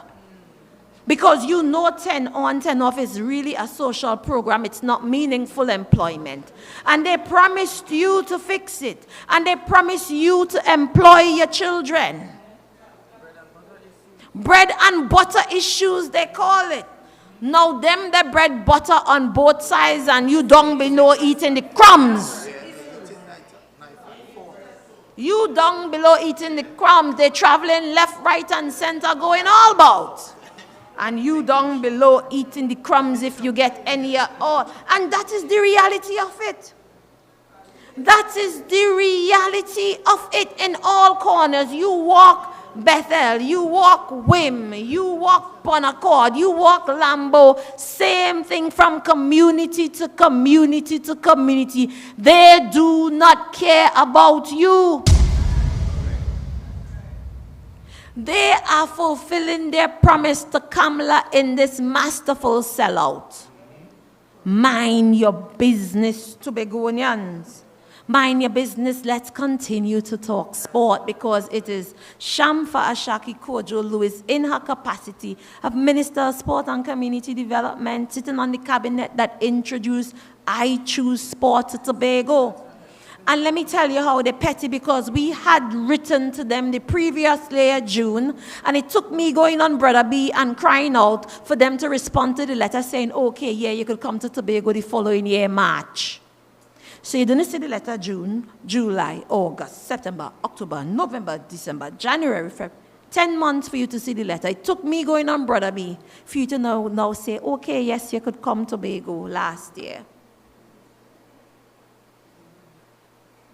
Working with our youngsters, delivering sport camps. We have the motor sport camps taking place over Easter. And in July, August, we host at least 1,000 Tobagonian children, introducing them to many sporting disciplines. We brought in GC Foster from Jamaica to train coaches and administrators from Trinidad and Tobago, because any ministry I go, I make sure that Tobago is involved. I make sure that Tobagonians get to benefit from the projects and the programs of any ministry that I have access to. So we have Pink Rain campaign promoting women and girls in sports taking place right here in Tobago too. Capacity building, teaching our coaches, administrators, and even our parents to work with differently able children taking place right here in Tobago too. Becoming workshop for women and girls, for little girls getting ready to be for a career in sports happening right here at Buku facility in Tobago too. Just last week we had street games in Pembroke. So, brothers and sisters, they don't want to talk sport with me. I'm not saying that the program is perfect. Nowhere it would be perfect. But when you compare us, it is chalk and cheese. And what you're not doing in your Tobago House of Assembly responsibility, I don't expect you to go to sit down to even have a voice in Kamala cabinet. Especially where there would be nobody to prepare a speech or slip you a paper to tell you what to say. So this is serious times, brothers and sisters, and we have to be focused. We have to be very aware as to what this thing is about. We are being called upon. And separate and apart from that, because it's not just representation at the level of the constituency office. And it's not only in your ministry, because you see, when you hit that parliament, you're back at abroad, and your voice can't quake. You have to be ready and ready to respond. And you have to be responsible too. Because we spent 7 years working on internal self-government legislation, trying to bring increased autonomy to Tobago government, opposition, independence, members of parliament, local governments abroad. Only to the end of it for Farley and friends. As a matter of fact, I don't want to call their name. I don't want to call their name. Yes? We come here to talk we business. But those opposite, they got their friends in the UNC to shut it down. When they shut it down, they say we are operating based on instruction or advice from the TPP in Tobago. All our dreams and aspirations, the baby thrown away with the bath water. Yes, and they're telling you we go in and send down 2 representatives, and we go in and fight, and we go in and give you internal self-government. It's the same thing Vanilla and Delmon did. It's the same thing they've done in the past.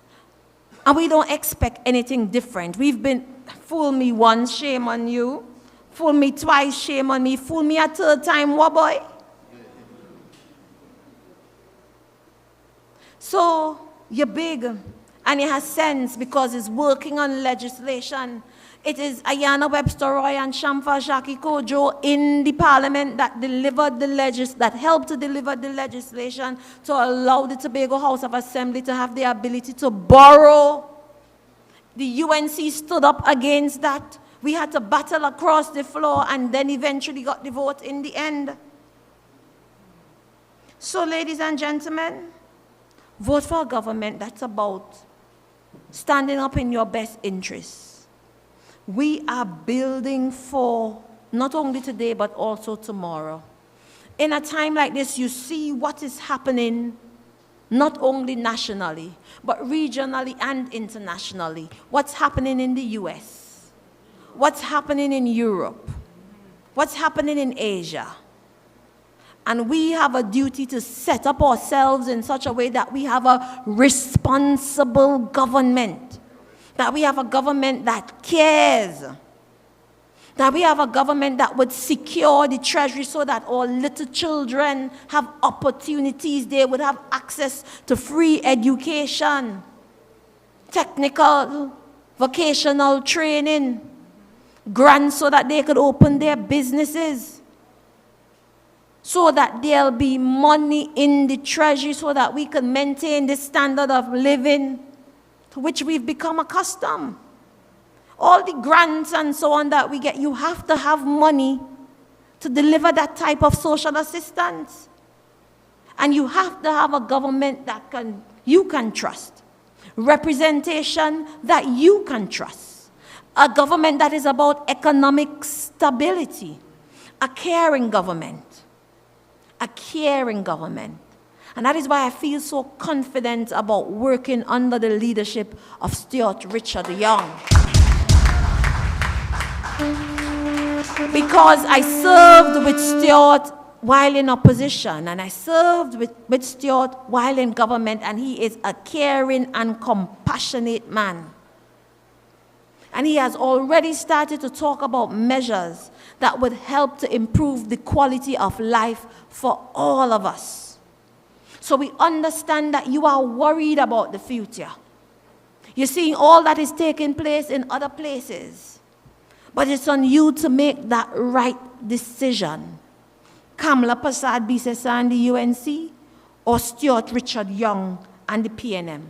And that is why we are placing so much focus on building our economy, delivering the airport. It's not just for you to have a fancy building or to say we have a world-class airport. It's to generate economic activity so that we can have increased airlift, so that our Tobago House of Assembly and our central government don't have to pay for direct flights or for seats to fill the front of the plane.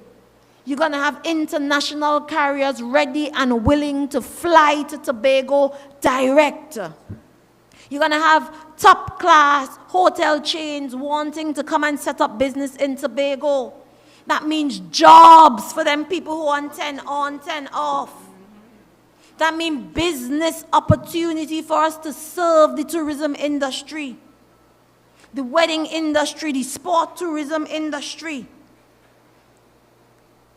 It is development, improvement, investment, prosperity for every single Tobagonians. We are not only building for today. We are building for the future so that these little children can have something in which they can be proud. Brothers and sisters, this is not a Tobago House of Assembly election. You would have the opportunity to have your say very, very, very soon. But in 17 days, you're called upon to choose a responsible government. You're called upon to choose a sober, sane, solid prime minister. And you have to make the decision between Kamala Persad-Bissessar of the UNC and Stuart Richard Young of the People's National Movement. I don't have to tell you, you're big and you have sense. Put your X by the Balize, vote for the People's National Movement. We have taken this country to independence, to republicanism. We've taken you through COVID when money was good. We have to bring things like gate and so on. Yes, and when things bad, we still maintain our social safety net and ensuring you get self-help and home construction grant and food card and pension. Yes, as we touch on pension, it is the PNM that gave you pension. Do not believe them when they say we are going to take it away. We are not touching your pension. They're going around and lying to the poor senior citizens, telling them that the PNM would take away their pension. A matter of fact, our Prime Minister has spoken to taking off taxes off of pension.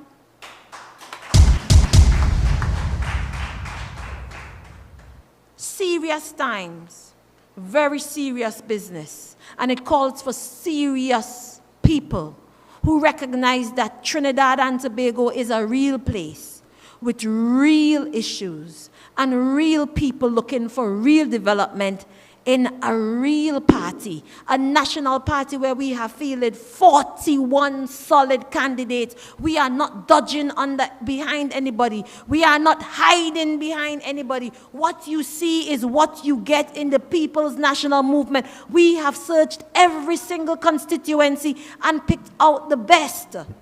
that there is to offer as it relates to service and delivery and representation. There is no undermining your contractors and service providers. There is no selling out of our people in the People's National Movement. So I want you to tell those opposite.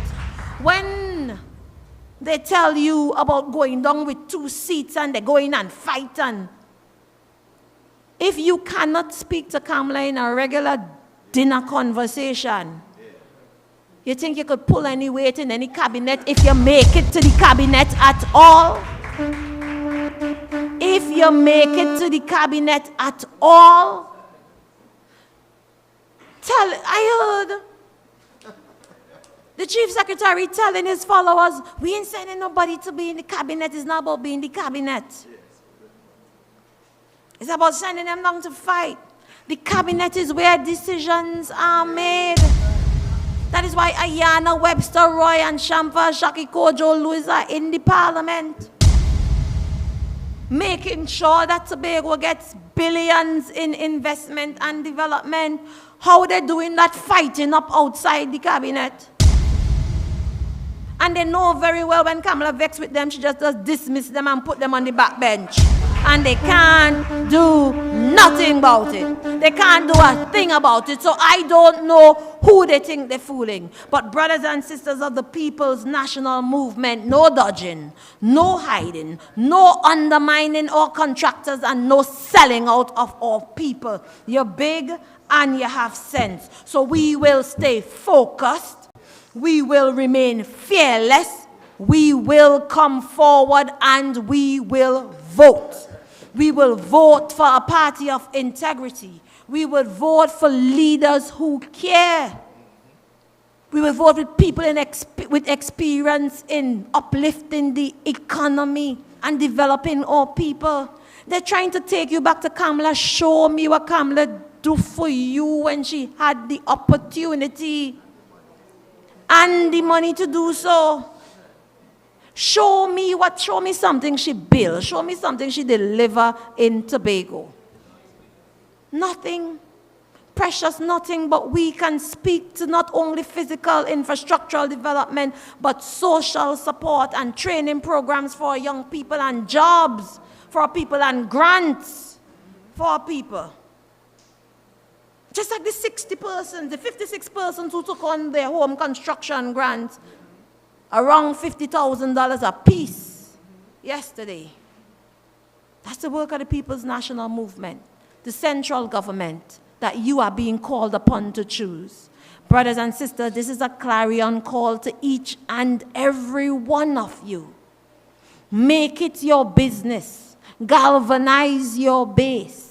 Go out to each and every PNMite you know. Go out to every swing voter. Go out to every person who say they ain't make up their mind yet. And let them understand exactly what is at stake in this time. Vote the PNM. Take their money, vote the PNM. Take the alcohol, vote the PNM. Take the curry goat, vote the PNM. Take the refrigerator, vote the PNM. Take the reclining chair, vote the PNM. They get a rental car to drive, vote the PNM. Take the cash and vote the PNM. Because there is life after April 28th. And we have children to mind. We have homes to build and refurbish, and European going and do it for we like it doing for them. We have to make sure our children go to university so they can get a better chance than we did. $40,000? You have more sense than that. Take it and vote the PNM. So brothers and sisters, serious time, serious business. We have our work to do. Knock on every door. Talk to every friend. Let them know, hey, we don't have it. Because you go around to some people and say, you have it, man, don't worry, I know you have it. Elections are won on election day when each and every one of you go out and place your vote. You go out and put your X by the ballot. Say, do what only you can do for yourself, because you see when Keisha stay home in Tobago West, Savitri does go out in Sipari and vote Kamala. When they're encouraging you to stay home, them going out and vote Kamala, they don't care if she hop and she stand up so. They're going and vote she. They don't care who had to lift she into the podium. They're going and vote for her. And then they want to tell you that you're a cult, that we just vote PNM. If they send a crap, we vote in PNM. But if, no matter what Kamala do, they're going and vote she. You understand? We have seen performance. We have seen delivery. We have seen our sisters and brothers go and get their education. Back in the day before 1998, I graduated in 1998. We couldn't just go to university, so on. We used to have to watch them. We used to have to watch them. We used to have to sing and listen about stories about America. I know you remember. I know you remember. Let's give our children a brighter future. Go out there and vote. Go out there and vote. Go out there and vote the PNM. And brothers and sisters, when we have done our work and all is said and done, we have counted every single vote and victory is won. We don't have to come back here, but we could ramage in Market Square and say, great is the PNM. Great is the PNM. Great is the PNM, and we shall prevail. I thank you. People in the West, are you ready? Oh, Shampa, Shampa Kojo, Shampa, PNM people. So you must put your X. We go vote in the West. PNM choose the best. Representative next. This woman ain't easy. This woman. Let me hear it again. Make some noise for your member of parliament, Sister Shamfa Kojo Lewis. My friends, we had a very strong platform this evening. We had the opening batsman, a youth man, making some severe runs, telling the facts and the issues. Then we had the man on the home soil, Brother Kelvin Morris, laying it out for you. And then you had Sister Shamfa Kojo Lewis. And that is what we are. This is Team People's National Movement. We're voting for. We're voting for. That's what we're about.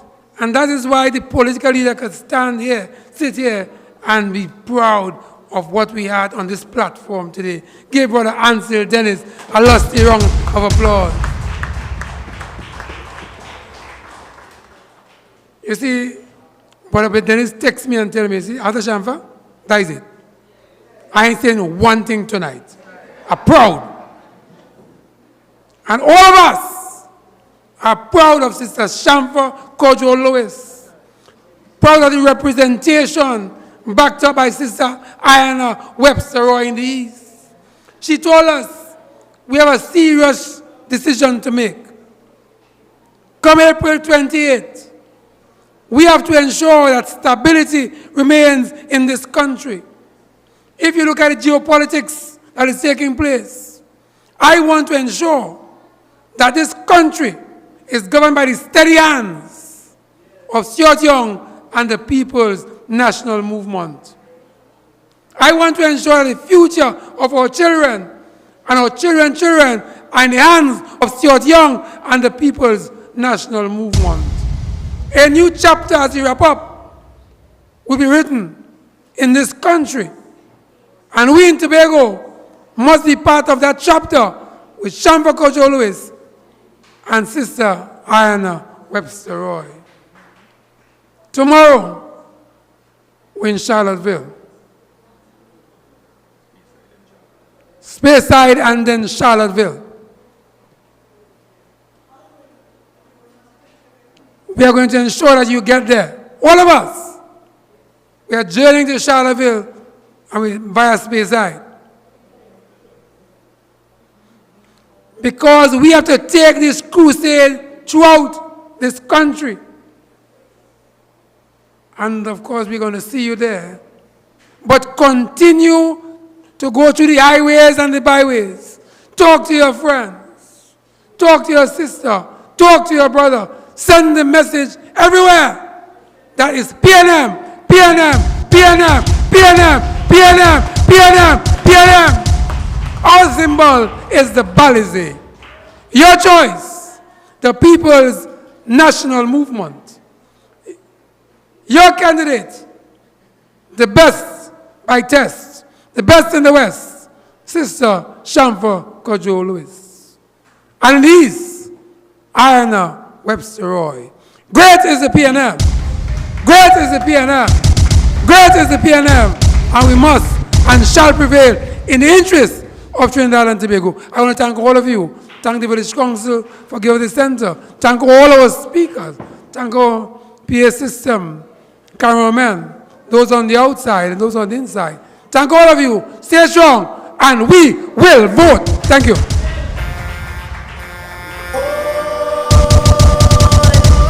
PNM coming.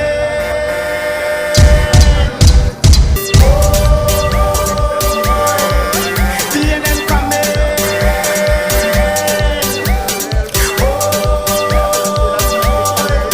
PNM coming.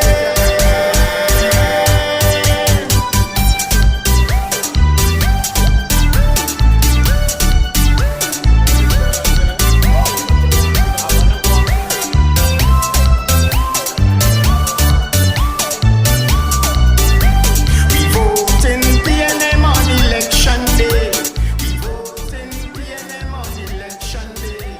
Our future will be at stake if we only make a mistake. We vote in PNM on election day.